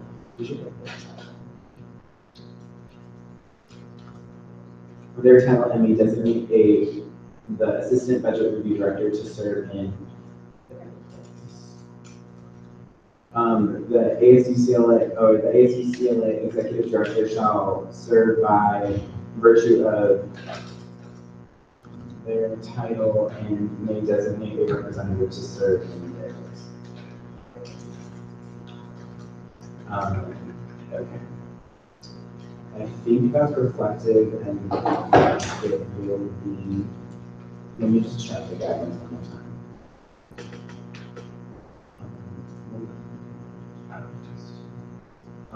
One moment, sorry, we're going to have to change one more thing just because it would contradict something. It's the members of the funding board.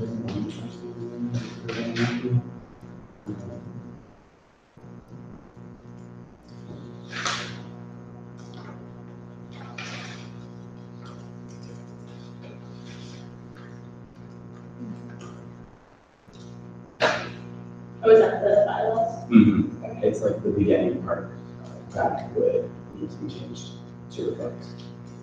Okay, so then the beginning statement is the AAFB chair. So these are the members of it, AAFB chair. 2 undergraduate student members. We can just say 2 undergraduate student members. Yeah. I would mean it's selected by the AAC and the USA. Okay.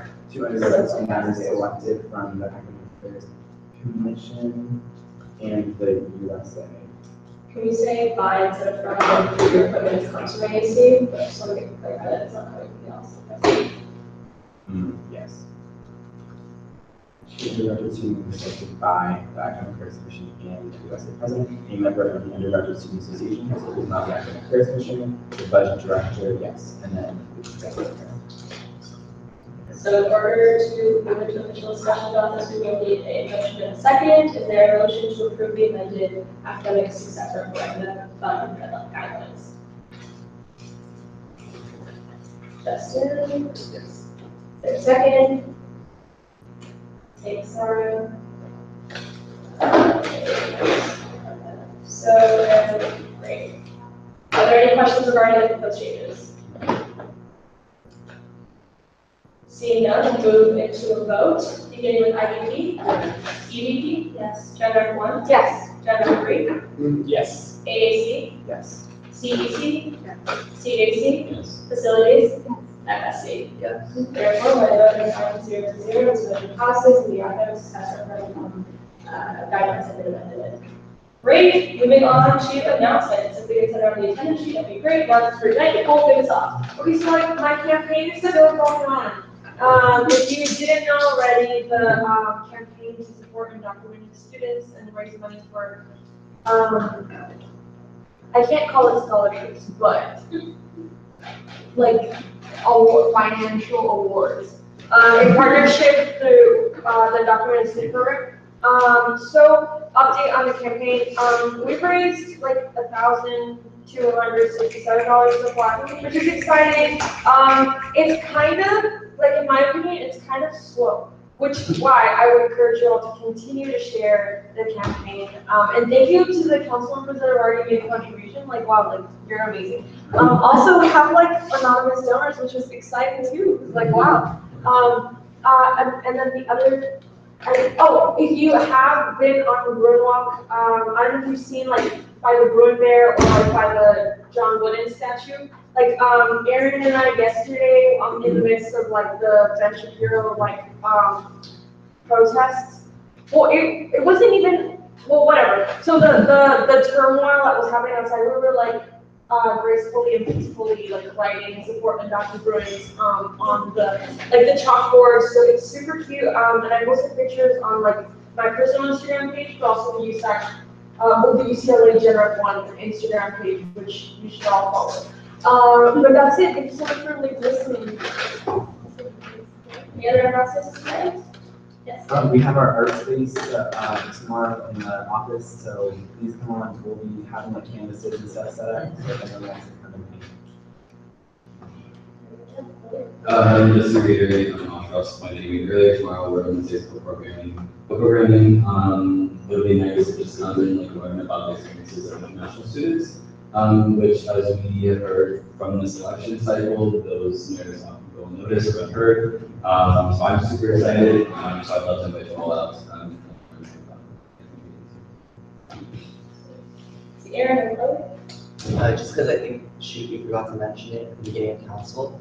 Bruin Democrats has their meeting tomorrow, but they also have a debate against Bruin Republicans on Thursday. Last year I went, it was really interesting, just being a board member there, just like the dirty looks you get from the other side, I think is really funny.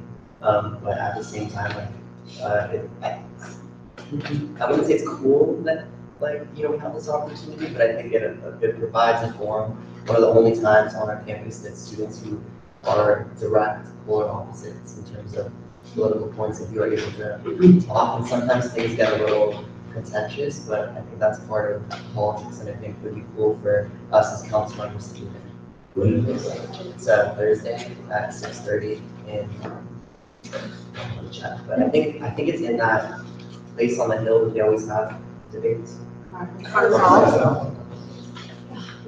Cody? Before that, I should go before town policy for cross off your so like because I didn't figure that I was probably show up to challenge it's 5 to 6. Sorry, 4 to 5, then after minutes we have. If you want to share that on your page, that would be great. Any other announcements?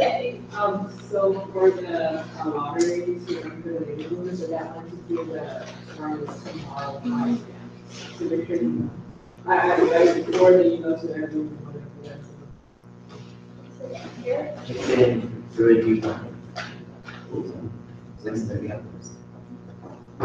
Any other announcements?